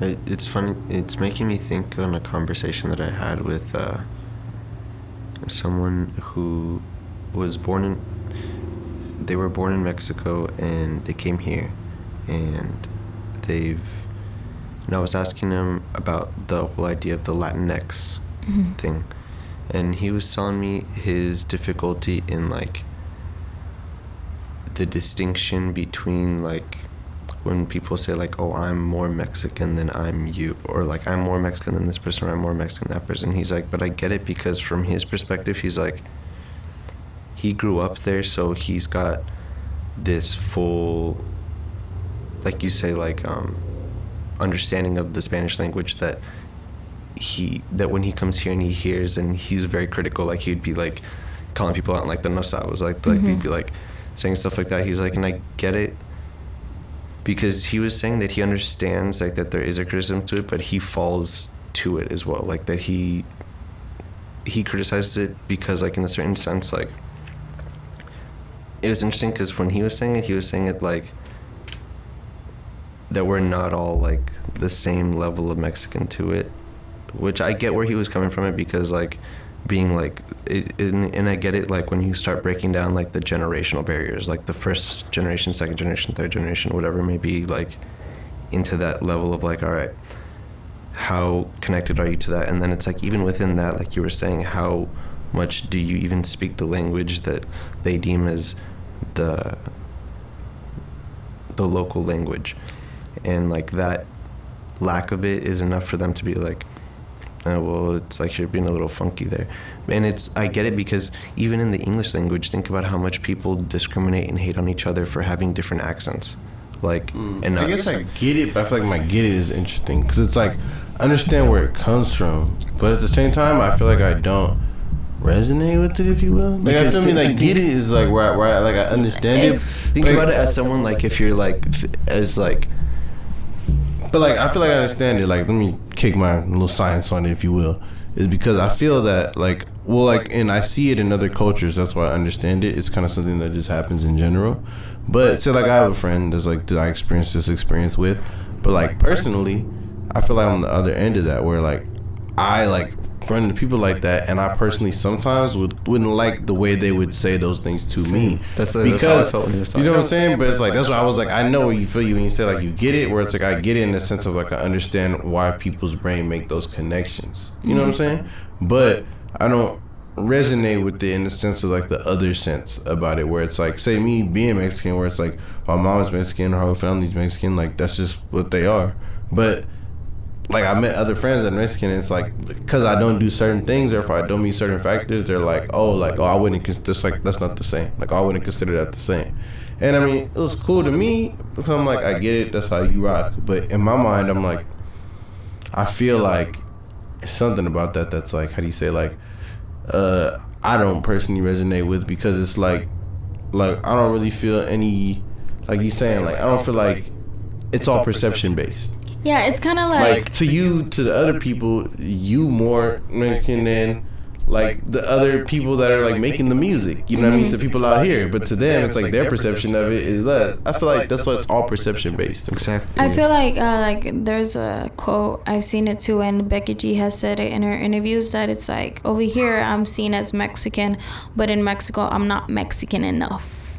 Yeah, like that's exactly the category. Like, and that's how it is in most cultures. I guess is what it is. Like in most cultures, just like being from the culture, and like everybody is also has like, you know, places where their origins are from. But then it's also like when you in a whole nother place, how much does that even matter? Because you're the representative of your culture, and that whole other place where nobody's at, you're like the face of it there. Exactly. Like, just like I know, like Puerto Ricans, like the ones that were born here, raised by like PR mothers, their accent when they go over there to the motherland, they're gonna sound like no sabo. Yeah, exactly. You know, like just like for Mexicans, just like for Salvadorians, just like Colombians. They're gonna be like, this is like to them, like this is what a Puerto Rican person looks like. Like if they never met nobody, and then they came over there, it's gonna be like, you are that to me. Exactly. Yeah. It's just like. It's like having, how would I say, like, I don't know, but it has a lot to do with that. I remember that when I went to China. That was the craziest thing ever. When I was like 15 and I went to China. Like I've never been really out the country like that. And like dead ass, there wasn't really like no black people, bro. So like they try to take pictures with you and shit. Like they think you're famous. But like there was dead ass some black people I seen, right? And they was from like a whole different country, and they were like the only white people in the country, and it was like in one place, and they're from like Africa or some shit, and they dressed completely different. Like you knew, like that's why they thought like everybody else was celebrities if you just regular, because they had like, you know, like gowns on and shit like that. So it was just like that was the trip to me. Like from their view, like that's what somebody with a darker skin color looks like. Like anybody else with a dark skin color and some regular clothes is like you're from America, like you a famous person. And I was like, that's how trippy our perception works, bro. Like it's some real shit. It was interesting, like the way you described it, like being not like too Mexican here and not Mexican enough there, because like in a weird way, like I feel like no one's ever really guessed that I'm Mexican when they first see me. Actually, no one even believes me until I tell them like where my mom's from, or if I start speaking in Spanish. Like, so off the bat, no one, like the Mexican identity here is like lost, because like no one ever like assumes that from me in a certain sense. When I go to Mexico, I don't look Mexican enough for them, so no one thinks I'm Mexican over there either. So it's like they don't believe me until I start speaking Spanish, or until I start breaking down where my parents are from.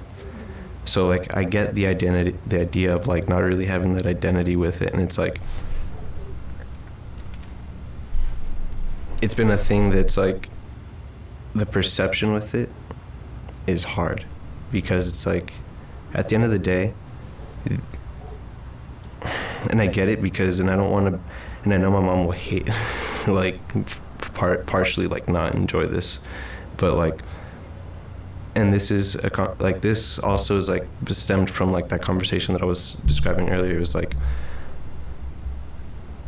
as much as like I have love for like my culture and like what it is, where I came from, like at the end of the day I realized that like that culture doesn't have enough love for me, in a certain sense that like these senses of like culturalism and like nationalism is a sense of like division. And I get it, because in one sense it's a sense of unity, because they want to commune with themselves and be like, all right, we're all this nation, or like we're all this. But at a certain point it gets to the point where they're like, if you're not this, then you're against us. And it's like you're not this. And sometimes it's like they have their own fucking barriers as to like who's even like enough to be part of this nation and like whatever they're fucking championing, right?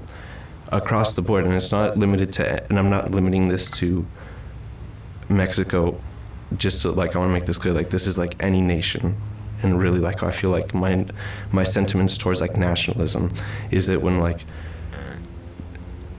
communities kind of gather around this way of like, no, this is like who we are, and like like this sense of like division, like the way that person was describing it, of like, oh no, I'm more this than you, or I'm more that, and he was like, all right, well, shit. Just that theme is just something you just don't resonate with. Exactly. It's like, all right, well, it was just. It's just because it splits the whole world. It splits the whole world. Like, yeah, and you like, I understand that. Like, I also understand like it does split the whole world. That's why wars are caused and like just different point of views. But unfortunately, like, this world is too big, too overpopulated. Too many dumb opinions. See, that's the one thing, since you guys haven't seen, that's the one thing you won't like about that animal interview. I feel like he strengthened that view. That was the thing I was like kind of amazed by within that interview. Was that how strong he was within that. Like, he was still like him, but he was still like in the sense that like, say like, I don't need stuff that's colluded with America. Like, he was very much so like, you know what I mean? And not in a negative way, he just saying like, I don't like nah, like, it's a pride about him, which I liked, but there was also like, it's a line. You know what I mean? Like, I like the pride about himself, but then I also the line where it's like, there's a pride about yourself, and there's a way also to kind of say like, to not champion insularness. You know what I'm saying? Because I would say shit. I'm one of those people that, as a kid, I never really was into like the idea of nepotism. You know what I'm saying? Even though I like it and I get the benefits of it, I just feel like, I think that was more positionally being just like black and Mexican, bro. Where I was just like, all right, well, essentially nepotism doesn't really usually serve like the races that I'm from. You know what I mean? It's usually like a couple other races that really have mastered this technique. So then I was kind of just like, my feelings towards it was different. You know what I'm saying? But I guess that was the interesting thing about that, about his interview in that sense, was like, it was a lot of talk on like, what is really this? Who is really connecting to this? Like, oh, like how much, you know what I mean? And that was a big thing between them, being like, but then also Nori being cool enough to be like address these situations in which we're talking about. You know what I'm saying? In which his experiences within that, where it's like, oh, I had to come in and they didn't like me until I met this dude, and then this dude co-signed me, and then they were like, okay, this is what I was on. You know what I'm saying? Like, I feel you. And then I'm thinking about it like, do you think if like an apocalypse happened, right, and we had to restart the world, do you think that everyone would go back to having as many nations as we have now? Like, you think we'd be as divided as we are? Think we'd be more Pangea-like? That's my question. That's what I'm saying. That's the question you're asking. Like, do you think like if there's like a nuke hit, you think people would start like just teaming up on some like, what's in your area? I feel like if something like that happened, like my Mexican ass would be like, I'm Mexican. that's the realized part. It's like sometimes like that shit reroutes people back into just reroutes them back into just what our instincts are. It's just like proud. Like some people like a lot of people have different, like Russians are very proud to be Russians. Like Americans are very proud to be Americans. Like Mexicans are very proud to be Mexicans. Puerto Ricanos are very proud to be from Puerto Rico. But it's just like, it does divide a lot of people, but there's also really good people in those countries. Like, you know, there's very, very humble people in the Latin American countries, in Asia, in Africa, you know, besides the stubborn rich people who are just very like ignorant, you know, and that cause wars. But unfortunately, that's how it is. Like, that's true. I think I think in heart, especially maybe something you'll get to know about us, I think I'm a disruptor at heart. And I think sometimes how I linked up with him is because, like, I think in, like, being an Aquarius, we talk about your song, too, because of that. They ghost people? I'm very, like, toxic in that sense, but toxic and creative, where, like, I think, like, me and my mom butt heads all the time, bro, because my mom is traditional, bro. And, like, to be honest, I butt heads a lot because I think I don't align with anything traditional. I think, like, I was set on this earth to, like, disrupt all traditionalness. So I think that's the part about it that, like, certain cultures don't make room for that. Because that's changing a culture. You know what I'm saying? Like, there's people, there's figures that rise up within things and then they make change. But, like you said, like those, like the Ball brothers, like other people where you say they face adversity, though. Exactly. Like, in the path to that. And I think that's kind of, like, where I align with personally, where it's, like, cultures and things sometimes, like just any culture across the board, sometimes they don't really make room for that adverse thinker. That person always has to carve the path within the culture, and then some shit happen, and then they start following you. Like they start being like, oh, that's the guy, or that's the person. Yeah. You know what I'm saying? That's doing it. It's kind of like when you like an artist, like people are not gonna be supportive until you blow up. Kind of like in the sense as well, like in culture. My culture, like I remember when I was like 14, 15, I realized I liked girls. And I was like afraid. I was how like, does that fit into your culture? I'm pretty sure like it was terrible. Being who like, you are, it wasn't some shit that was like easy for you to be like, this is what I'm gonna do with. Yeah, I wasn't. Like I feel like I was very in denial for like since middle school. Like I had a feeling and even in like 5th grade, like I had a feeling. But I was like, no, like what is that? You know, like I didn't really realize like I didn't come out until like I was in 9th grade, and I was like, what is this? Even in 9th grade, like I spent most of 9th grade dwelling and crying about it, and I was like, what is this? This is a sin, because like we're super Catholic in my household, and I'm like, what is this? This is a sin. I shouldn't be doing this. To love another woman is not right. Everybody has their different point of views, and some people are gonna be like, I'm so against it. You know, just like in my relationship, like I feel like my person cannot fully come out yet because of cultures and tradition and religion. So for me, it was like so hard for me to come out of that shell. But when I did, it kind of felt like a gasp of air, and it felt like, oh, they didn't take it. They took it bad, but they didn't take it as bad, because I have a lot of siblings, so they were very welcome. Have you seen that new Medea movie by any chance? No. Oh, you gotta watch it. That's the best part of the movie. Really? That like this dude comes out and like everyone in the family's like, all right. Oh, like they're like, we already knew. Everybody's like, what? Well, my sisters say they knew because I used to. Literally, I was there like, bro, we been knew. Yeah, I've seen those videos where they come out and they're like, girl, like I think there's this like woman, and she's like, boy, I was waiting for you to come out. I was like, hello, are you in there? And then I was just like, it just reminded me of what my sisters told me, because after they're like, I kind of knew, like I kind of had a feeling. And from your perspective, you looking at it like, damn, no, I'm about to drop this bomb. like no one knows. I remember my stepmother telling me like, you used to like hate when I used to do your hair, but it's weird because when I was a kid, I never liked dressing like a girl.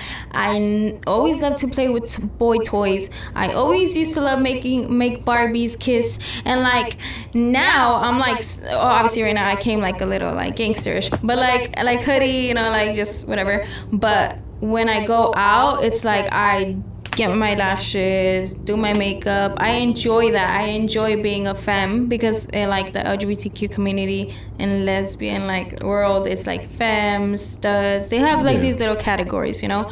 But I genuinely do enjoy being girly. Sometimes I enjoy looking boyish. I would say like I'm girly, boyish type of vibe. So they weren't like pressuring you essentially to be one way or the other. It was just kind of like they was just gonna wait for you to say whatever you was gonna say about yourself. I feel like they didn't know, and they did kind of like they had like a, is she? Nah, she's not. You know, because they just let it ride. Yeah. They were like, I don't really know, like whatever. But I remember my sister has it on video, and like she has it on her little plug phone, so it's kind of hard to like get those videos again. But I definitely, if I ever do, I'm definitely posting it for like National Coming Out Day. Like I keep telling her, send me it, because it's a funny coming out. Like I was crying about this one girl, and I was just crying, and I was like, I don't know what I feel. It was just a funny coming out story, and I look back at it and I'm like cracking up. But it was hard to come out, especially in Mexico. Like I feel like I got really, like my family over there is super supportive, but when I came out, they weren't, and they were really like, oh, that's like not like, you know, like they kind of would make their comments. And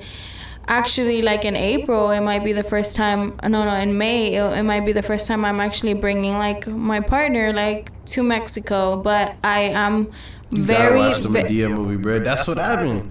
They like that was the plot of the movie. Like, like it was like the first time like she was pulling up to the Medea assembly, like really? With his like partner though. But I'm actually very like conservative in Mexico, because I've had it's hard, like I said, in traditional ways. Like I've seen like a lot of murder cases for women in Mexico, especially lesbian couples, getting killed in like Chihuahua, getting killed in like those type of cities. Here too, like that's just still goes on like the transgender community and shit. Like it's fucked up about like how like there's like murders within that. You know what's you know what's crazy? Me and my girlfriend, like we were in Texas and like we were at a bar and we were like not being too crazy. Like obviously we were drinking, vibing, we would kiss for the camera, we would kiss, we would hold hands, and like we were walking out and we got chased by 2 cars and they were trying to like block us off, and she noticed it, and then I told her like what to do, and we like thanks to that fast reaction like we got to like kind of escape. But we were thinking like Texas is very known for sex trafficking, and obviously we were drawing the attention like to pretty girls, like being a couple, like obviously we drew the attention, but it's just kind of like sad that you can't really be yourself in a world like this, kind of like, you know, especially at the clubs. Like sometimes I try to be very reserved. I always like, no offense to you guys, but I always bring somebody. I always, just because of past experiences where people have grabbed, people have done weird things, and it's just like, I mean, you talk about, I mean, not like the negative sides of that, but just that danger, if you will, out there, and like your perspective on that. I remember you kind of touched on the idea of that being something that also deterred you from wanting to continue to make music for a while. You know what I mean? Like, and I know a lot of people, like other artists out there, like that's something, especially female artists, that's like stuff they go through, you know, like in wanting to get into the music, like that aspect of shit that's out there, you know. Yeah, and I hope like that part like kind of hits people who have like laid off, because I've heard, I tell this story to like the people that I work with and I network with, and they're like, you know, it's crazy, I know this girl who like just quit music and she's like stopped touching music because she went through this, she went through that. And like just like after the album, I just kind of went through a lot of situations in the club scene where I was kind of feeling very harassed at studios and feeling very harassed at the clubs, and just feeling like nobody really wanted to see me dub, you know, like take a dub. And like I told myself like I don't want to do it anymore. If this is how I feel, I miss when I was just in the studio or I was just in my room drinking a beer and writing really good music. And I was like, I don't want to do it anymore. I don't want to hear anything about it. It just makes me feel worse. So I kind of lost a meaning to it. And then I seen this podcast of Karol G where she says that she definitely quit music, and she was in like this train one day and like she seen this like poster, and it's like, it was something about music. She's like, stop. She's like, stop. She said that every time she like would like walk somewhere, something would pop up of music, and she would be like, stop, like I can't do this, I can't do this. So finally she ended up going to that event, and it changed her life. Like she ended up, you know, look at her, like she's like she's the biggest right now in like reggaeton, like she's killing the charts. And like I was like, damn, like that's how I felt. Like I quit music, and everybody was telling me, like, I remember I had posted like a little post, like being emotional cancer, like posting, like, and then tweeting and deleting, like I quit. And everybody's like, don't quit, don't quit, don't quit, don't quit. Like a lot of people like messaged me that day, and I was like, after I seen that podcast, like a few weeks later, I was like, I'm back. And like I took like a spam break because I felt like my mind was racing through all the possibilities of how will I make my next song? How will I do this? Because I was trying to like really find the meaning to it again. And sure thing, it started coming up, and I started making those videos on TikToks, and I started feeling stronger. And like genuinely, like seeing Karol G, one of the greatest, like quit, like it kind of gave me inspiration. And I hope like this touches like other female artists as well. Like you're not alone in this industry. Like I know it's hard.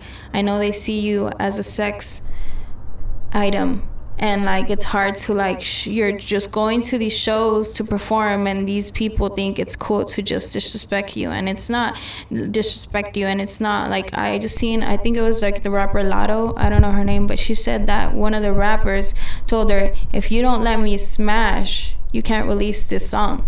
No, yeah, we were just talking about like she did an interview on a podcast like today, and the one big thing they were asking her about was that, because she had like not that specifically, but like she expressed like her feelings about similar feelings about not wanting to continue doing this shit because of just like I guess the idea of just posting and deleting too. It was the idea of like her being emotional about the shit she was going through, and then you know what I mean, and then feeling like she couldn't even do that, and then just being like, man, like what am I gonna do then? Like, you know? Yeah.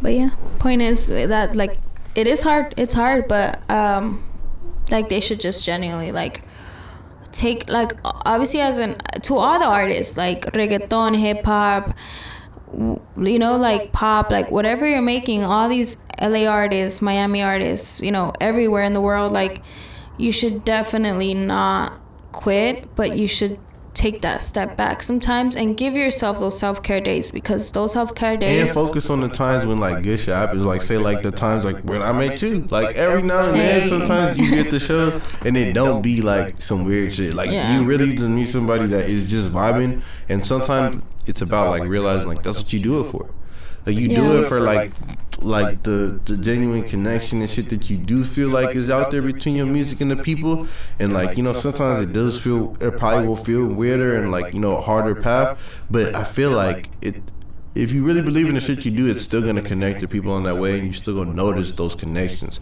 It's like you said, taking that break to like sit with those sometimes and not let all the negative shit like overwhelm you. Yeah, exactly. And you're right about that. Definitely. I'm just an IE girl coming to LA every weekend to put on a show. Every weekend? Every other weekend sometimes. Now with gas prices, every other weekend. I remember though, like I'm back then, expecting you have a show like every weekend, bro. That's weekend. crazy for someone like me who probably performed a total of like 5 times, like 4 times in my life, like 5. I feel like in counting, I've done 25 shows now. Got you. Yeah. It's like, I think. Damn, that makes it feel good. Like that's attainable. Like, you know what I mean? Like, you know, I thought I was about to say like way more than I can count. No. You know, like, alright, like it's good. No, I have like on my camera roll, I think I have like 25 flyers saved with my little face on it.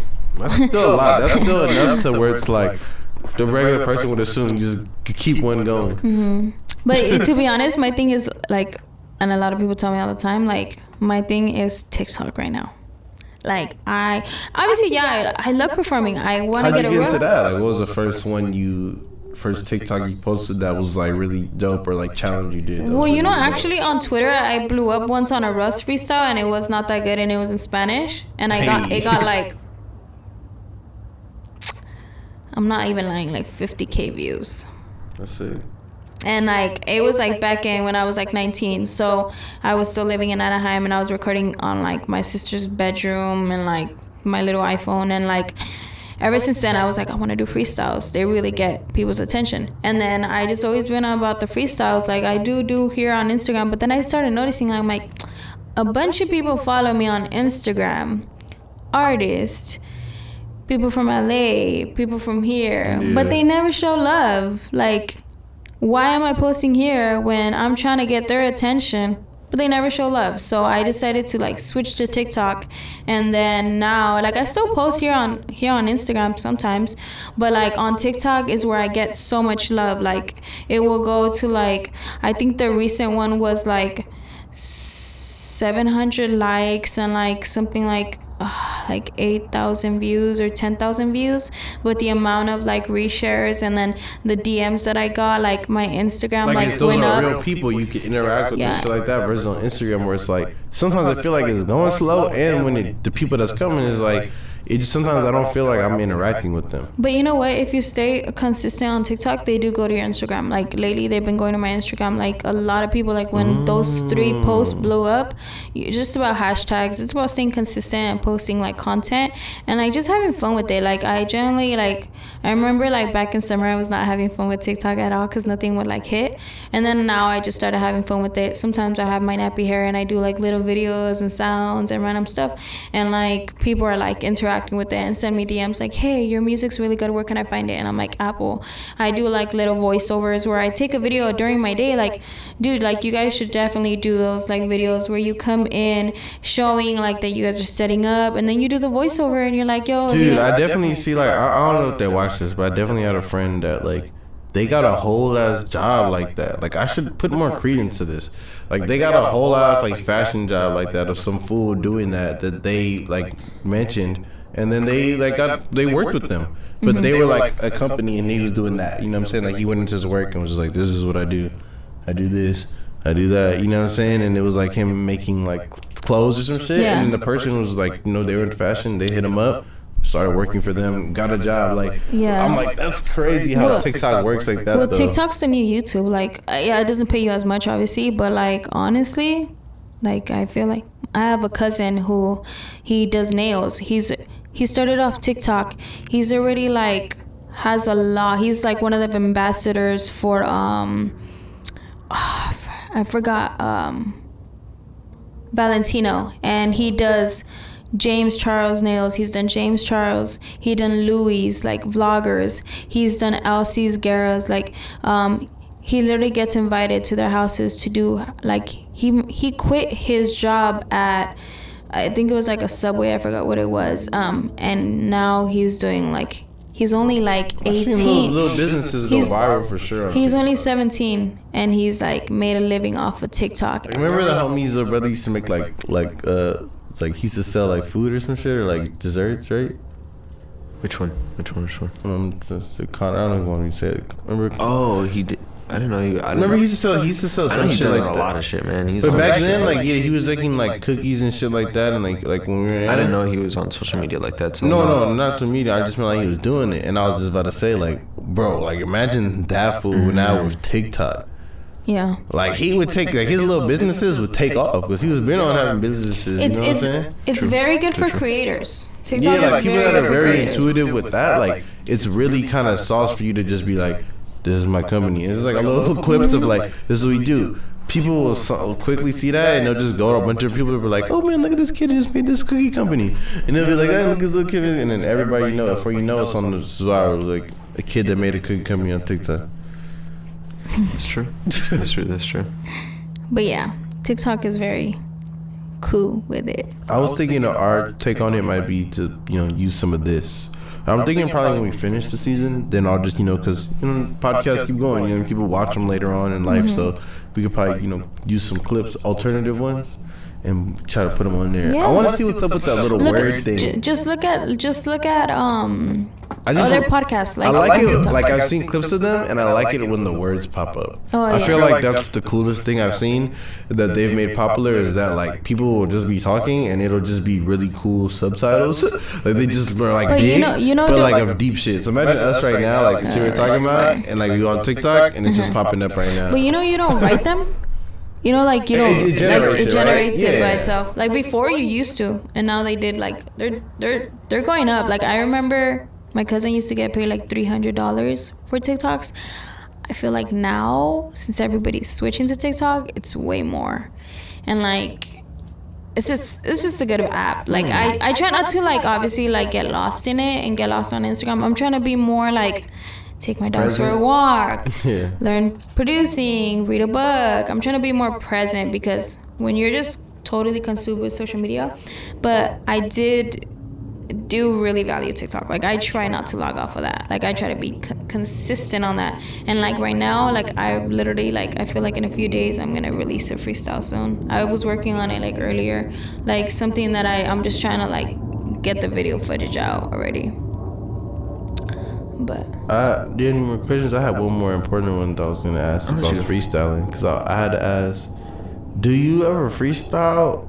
Like, how do you feel about the difference between freestyling and, like writing freestyles? 'Cause I know for videos, sometimes, like, even me, when I've done freestyle videos, like, I've written some stuff sometimes and, like, do them. But also, I'm into, like, freestyling. Like, do you ever, like, when you're in the booth for, like, making songs, like, go off the dome, like, without yeah, writing? I love freestyling. You guys want to put a track? I could Well, yeah, freestyle for you guys. I don't even want to right now. I just meant like we could. I just meant like in general, like if you'd like to. I just know if you like to or you don't like to. That's sick though. I genuinely love to freestyle. Like, Man, we should work on something for our next album. We have an album coming out of all freestyles. oh really? We have people features on it and other stuff too, but like I'm really just diving into that. So each song on it, like I freestyled all of them. Yeah, I'm down. And they're all I'm with different it. styles too, so I feel like we could probably make something It cool. could be some fire. Like I could probably like, yeah, I'm down. I'm with it. Yeah. Hell yeah. Get some vibey off of there. But yeah, most of the songs on the album were freestyled. Sick. Like obviously freestyle like melodies, and then obviously I would start to write. But mostly I let the track sit and I just like go over it, and I'm like, okay, this sounds good. Go over it. Okay, this sounds good. Like I'll just freestyle. So you freestyle and then revisit your revisit, freestyles. and then I'll fix the lettering later on. I feel you. Okay. Yeah. So. That's cool. But you got any last questions, Scott? I feel like I had one and it slipped my mind. Maybe it'll come up during the next section. Life information. Yeah. Well, I mean, this is the part of the pod where we get to do the life affirmation segment. It's kind of the last part, of the pod where we go around and say one thing that we look at differently in the past month or year or like 2 weeks. It could be any really amount of time. I've been given a lot recently, and I think for me, mine this time is gonna be. I had a little bit of time to think about it because I did one earlier, so I was like, I'm gonna do later. And I think I thought about like how you say, I think not age, but like youth, if you will, like the idea of youth. I've been thinking about that a lot, like, cause I don't know. I feel like I'm not getting older. Like I don't want to say I'm getting older, but like sometimes I feel like I'm getting older, and like I was thinking about that a little bit. Just like what is, I did have a final thought on it, but I think I was thinking on the idea of like what is life gonna be like as I get older, like physically. Like what am I gonna do? Like am I gonna be going to less concerts? Like is this gonna be like things that I change in my mind that I'm physically not cut out for?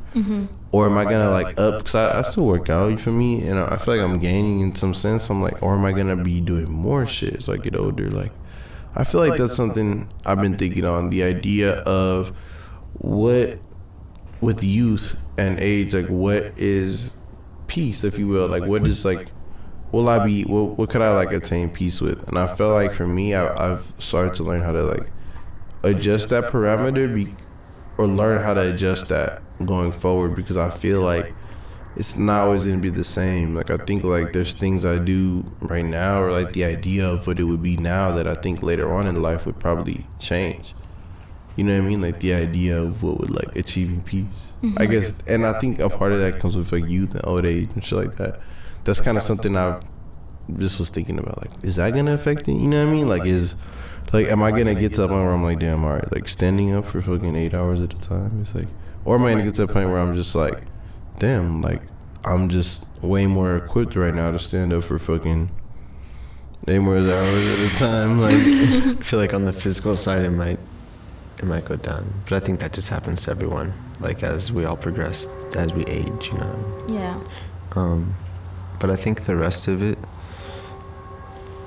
I don't know, man. It's a hard question because I feel like most of life is full of variables that we just don't have control over, And even within the things that, like,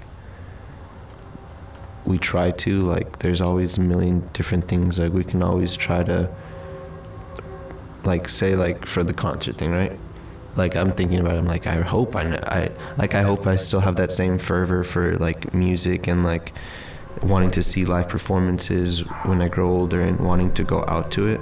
And I hope that doesn't get, like, stifled by, like you said, like, the rest as life goes on and, like, you have other shit going on. And, like, that combined with just, like, the physical, like, of being able to be like you added the other part. I didn't think of like the uncertainty of like you don't know what's gonna happen. Like if you get a fucking like a little knee injury or some bullshit that's like chilling, like that's like you could survive with, but it's just like little shit that used to bring you peace, like that's like gonna be like, that's a bird now. Low key, man. And it's like some real shit. And I feel like that's something that I feel like all adults end up going through in some capacity. Like there's always like something and that's just part of life.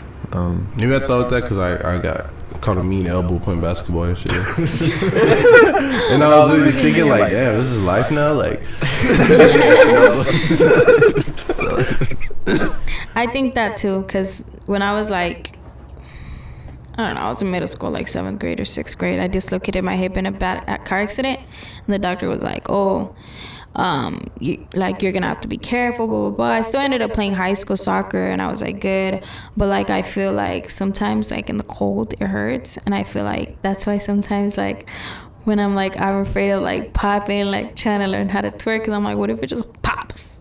And like, what if it just like, when I'm older, he was like, if it breaks, as an old lady, you can die because of that. There's old ladies that break their hips and die. I've heard this is real. Like, So. you're not capping. This is real.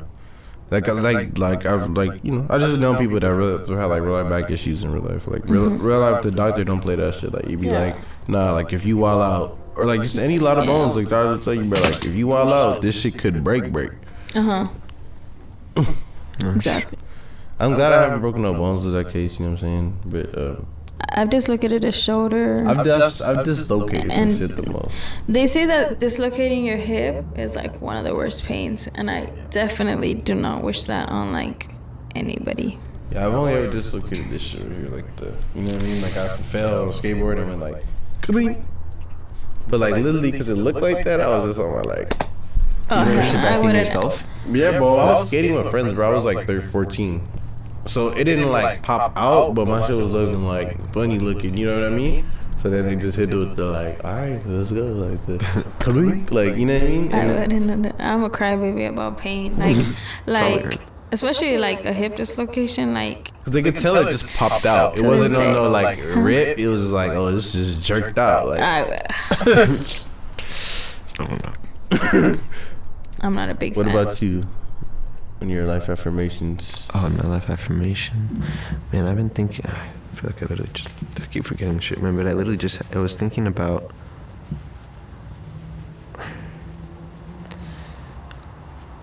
How do I want to describe this? I'm sorry. I'm trying to think of like the best way I want to say this.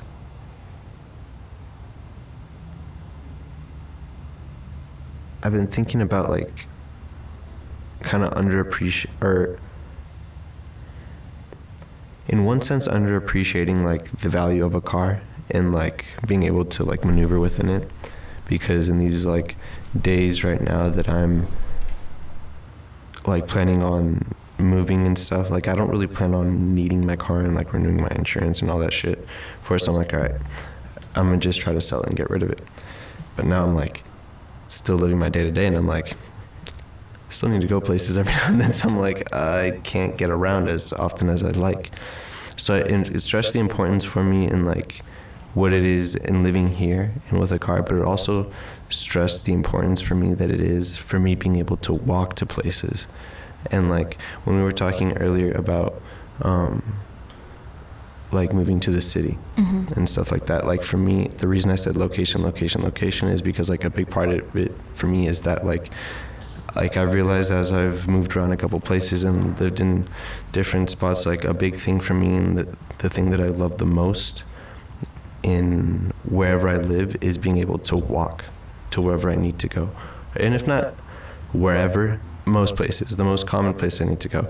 Like here, I mean, I'm sure you saw on the drive around here, it's like all mostly houses. There's not a lot of like commercial stuff going around here. So it's like to get to anything, you need to drive for the most part. And like, that's one thing that like, oh man, it this past week, because this just happened like this past week where the timing of all this where like I can't drive anymore because like the shit expired, right? And so it's like, it's starting to really hit home for me. I'm like, wow, I really can't maneuver around anywhere around here. Or not that I can't maneuver, but I was like, about to say, man, you ain't never been black, bro. You never drove without a license? well, For real? I have because you have a license. You just saying you don't got insurance. Like, No, you but can rock out for like a month. No, but the I have oh, a yeah. very Mexican mother who is I'm not on saying my to tell ass. nobody. Yeah, dude, my mom works from home, bro. I'm at I home. know, with her, I'm like, not, but no, I'm not telling you to snitch yourself out, man. yeah, I know that. But hey, she knows. Yeah. Yeah, my dad also got in my case like one time, like I think in high school I But was you like tried it though, right? trying to like drive by myself. Did you whip it I only though? had a permit. You tried it though? I did Alright, it you're for like rolling a then. while. That's all I'm saying. And you did it for a while. That's all I wanted to But hear. then- The thing, I what got you my were asking for, license. like, what you're asking me, like, I'm not saying to do it, in my man. youth, I just- already did my shit. Like, that's Nah, my thing nah, is, nah. I've already wilded it out up until this point. That like now I've looked at it, I'm like, I'm really assessing, and this is part about growing up. Like, I've already done my shit in my youth where I've gambled the dice so many times. I've gambled the dice driving damn near every time I've driven, like at a certain time frame. And like when I was doing that shit, it got to the point where it's like, all right, you know what? I'm putting my life and my dumb shit at risk so often. So like, and now it's coming to the point where like now I don't really need to push it. And on top of it, I'll push it if I need to. But like, there's certain things like, do I need to go like to a certain extent for what? I just had to. I mean, while that's your perspective, I just had to add my perspective in it. And my perspective is a little bit more laughable on the matter. I feel like that idea of people risking driving with illegally, I've always looked at it as like funny, because of what you said. That's just a common phrase right there. Yeah. Like the phrase that you just said, that phrase is so common. Like I just like anyone says it to me, I'm like, well, like, and that's it's just funny to me because I've never even had to be in that situation where like I had to, and even if I did, I was on actually no times when I did, I just ain't like I had to renew it, and I just ain't tell nobody that I hadn't, but I was like, no, I gotta do it, and then I did, but I feel like in what you're saying though, I just love it that statement that like I came across, and I hit your point too of like you're not saying you never have. But I'm just saying, I haven't done so much. I'm just saying that I came across a person who hasn't really hit that approach on it. Where it's like most anybody that I have to has ran into that situation. You know what I'm saying? They'd be like, yeah, you know, like I just can't really whip nowhere right now, like unless I have to, like you know what I mean. But they still fuck around a little bit, but like they're really just on some like you know they have to disclose it because they're just like shit. If it's another option, I have to take the other option. But you know.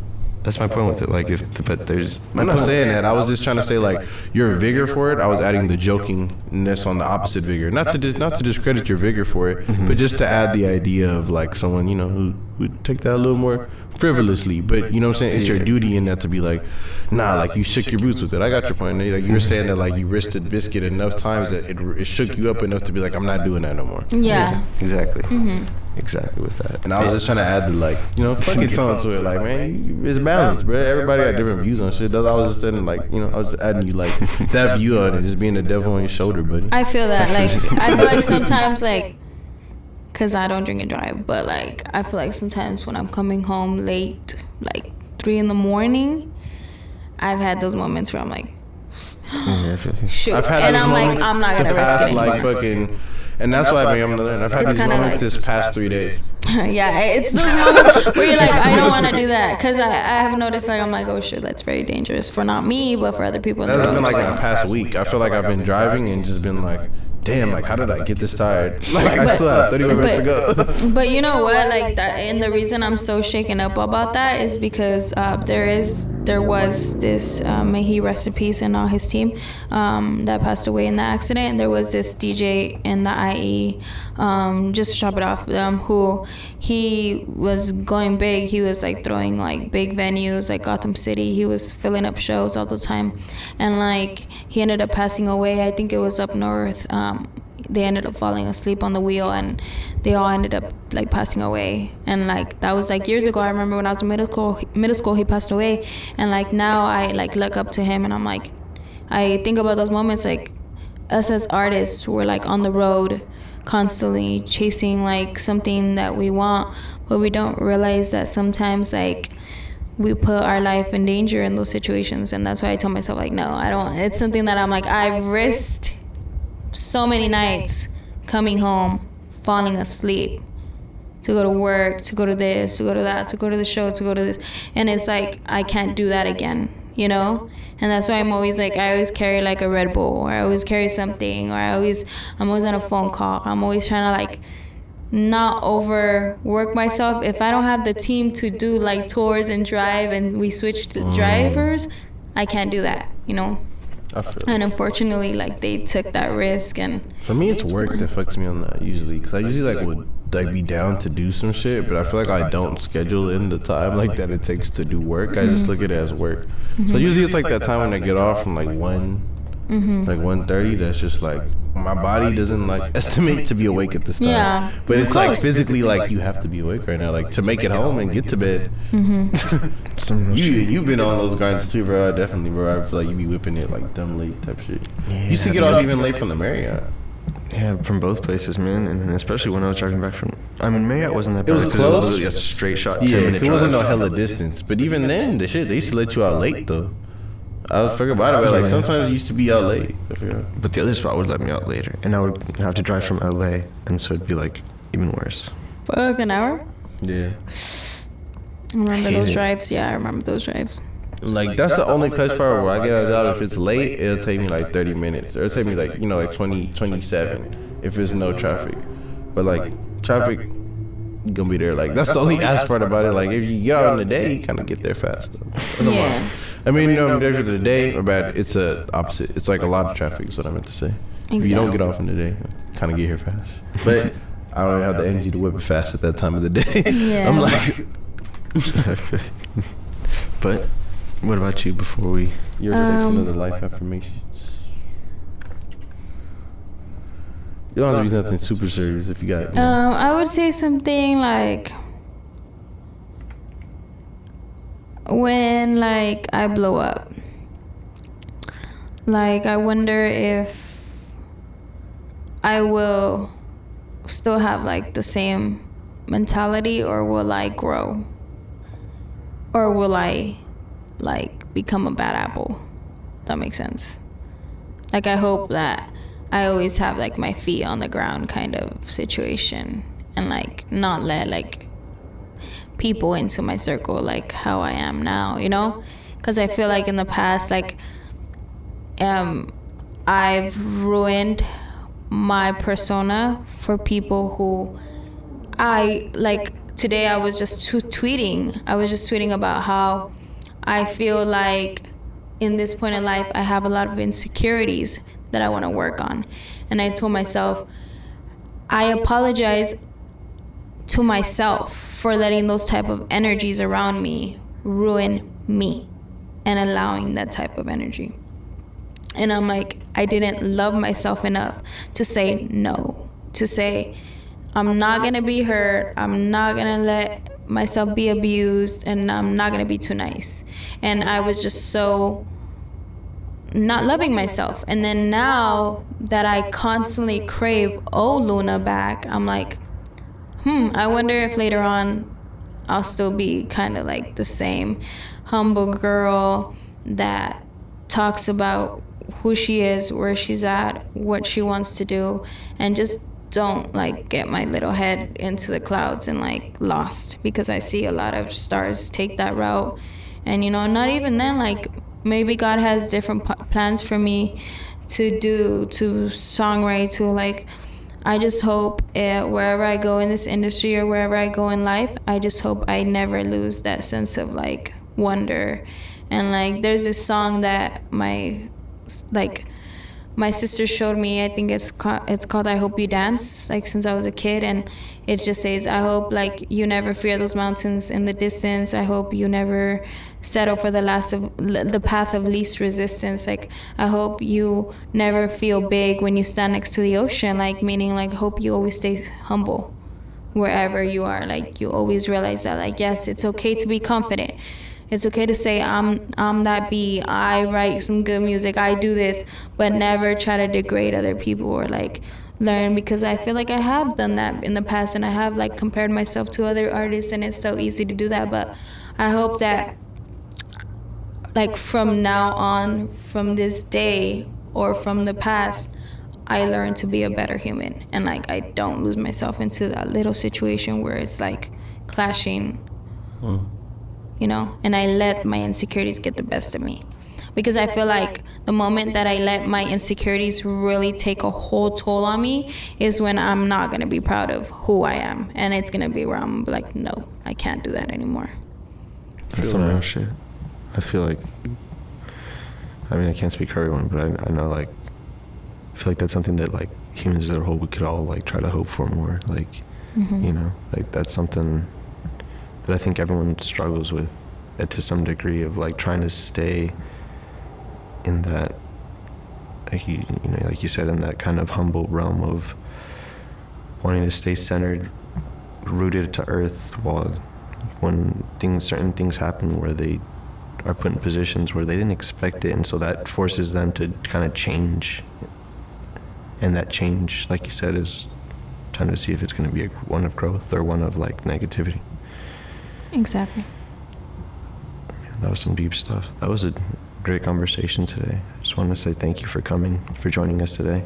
No, well, thank you for having me. I had fun. Yeah, it was dope. That's a good one. Thank you for coming through for us. Hey.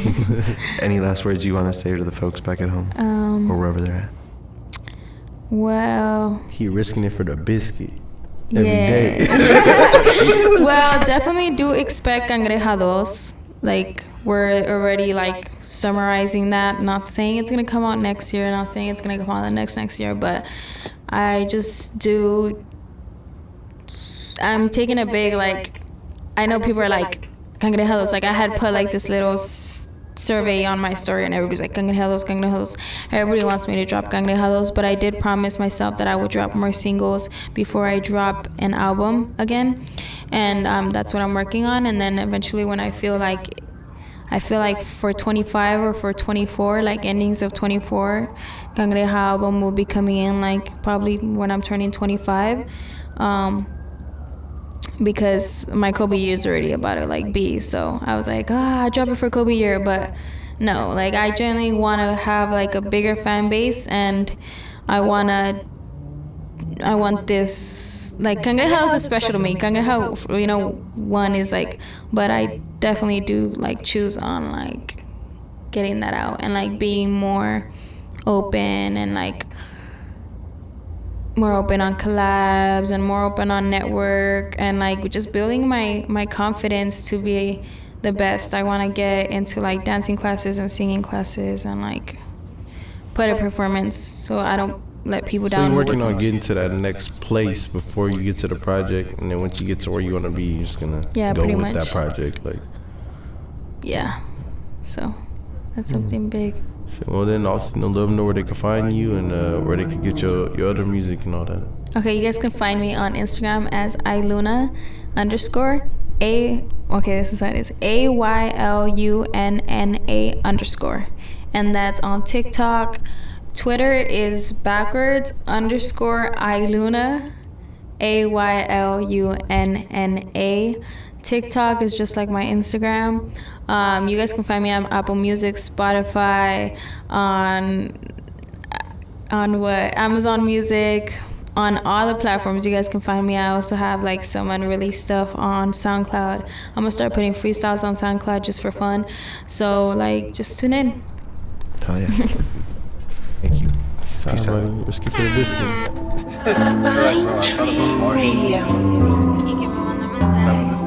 Gracias por la invitación. No sé, solo respondió a mi Insta con un GPI.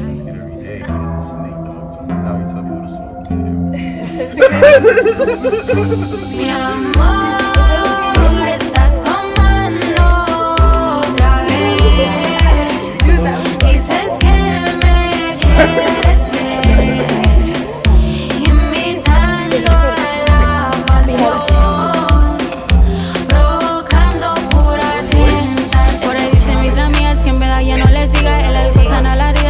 En la sequía salí a perrear, pero te voy a marcar. En ti quiero gastar, remimarte en ahí está. En mi cuello otra vez, vampira y así lo ve. Yo no creo en el amor, lo mejor es obsesión. Un amor tóxico, GPI si dolió. ¿Dónde estás, mi bebé? Yo te extraño que no ves. Quiero un GPI de ti, uno hay de ti. Pa' invitarte y venga aquí, invitarte y venga aquí. Ponte aquí encima de mí, encima de mí. Me hace falta la pasión, tu cuerpo y a mi amor. Quiero un GPI de ti, uno hay de ti. Pa' invitarte y venga aquí, invitarte y venga aquí. Ponte aquí encima de mí, encima de mí. Me hace falta la pasión, tu cuerpo y a mi amor. Saca la mar y le grita a la amiga y a jalas ya para fumar. Destapando botellas en su bellaquera. Me manda mensaje sexual. Cae le respondo con solo GPI. Me tira, me excita. Soy una llamonja y ella mis rezos. No es pa' desprecio, el sexo es perfecto. ¿Qué más yo les cuento? GPI, me manda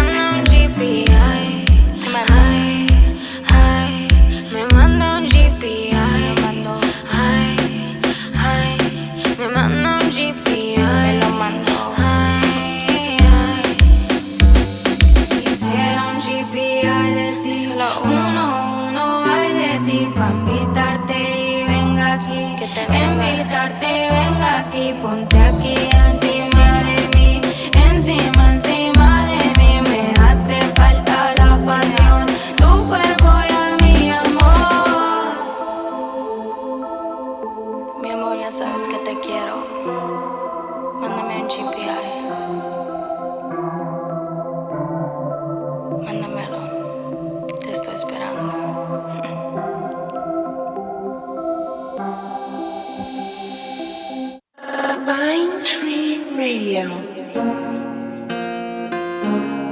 Aylunna, la mexicana. Quiero bailar, quiero tomar dinero, un cash y madrugar, vivir la vida ay, al 100 ahora que yo ando soltera. Ando soltera, ando soltera, ando soltera, ando soltera, ando soltera. En mi bellaquera, bellaquera. Saca el patrón, saca la mota, saca las plebes peligrosas, que el billuyo hay deshoras. Saca el patrón, saca la mota, saca las plebes peligrosas, que el billuyo hay deshoras. Me gusta la vida recia, a diario rezo. Tengo tanto angelito, no gasto en seguridad. Y se saca estando música de calidad. Yo sé, lo sé. Dile al DJ Go que las ponga a perrear. Las mujeres asesinas se ponen a bailar. Ese movimiento lento que te causa un efecto. Sale bien perfecto, el dembow y sexo. Llama al 911, dile que le prenda, que ve la hierba. Quiero yo perrear, soltera lo estoy, nadie me manda. Saco la plata y entre falda y falda nada me falta. Yo sé que te encanta perrear como yo, te fallaron en el amor. Está bien, ya vámonos hoy to the streets, we are welcome, we know. Saca el patrón la mota, saca las plebes peligrosas, billuyo va a sobrar. Saca el patrón la mota, saca las plebes peligrosas, billuyo va a sobrar, billuyo va a sobrar. Hay tanta cantidad, billuyo va a sobrar. Largas las pacas, ya te gusta tomar, ya te gusta menearte, menearte. Piérdete, préndete, muévete, altérate, caliéntate. La vida es solo una, aprovechate, pásiate, gástate el steamy. Ponte las uñas ya largas y vive. Mueve esa nalga aunque tengas la falda, las lashes hermosas para las envidiosas. Si no te lo come, yo sí te lo como. Ponte arriba que yo sí lo gozo.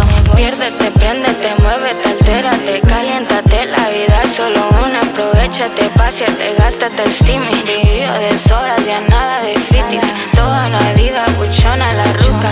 Ponte la cirugía que tanto querías. No hay de otra, que vida es una, que vida es una, que vida es una. Piérdete, préndete, muévete, altérate, caliéntate. La vida es solo una, aprovechate, pásiate, gástate el steamy. Ponte las uñas ya largas y vive. Mind Tree Radio.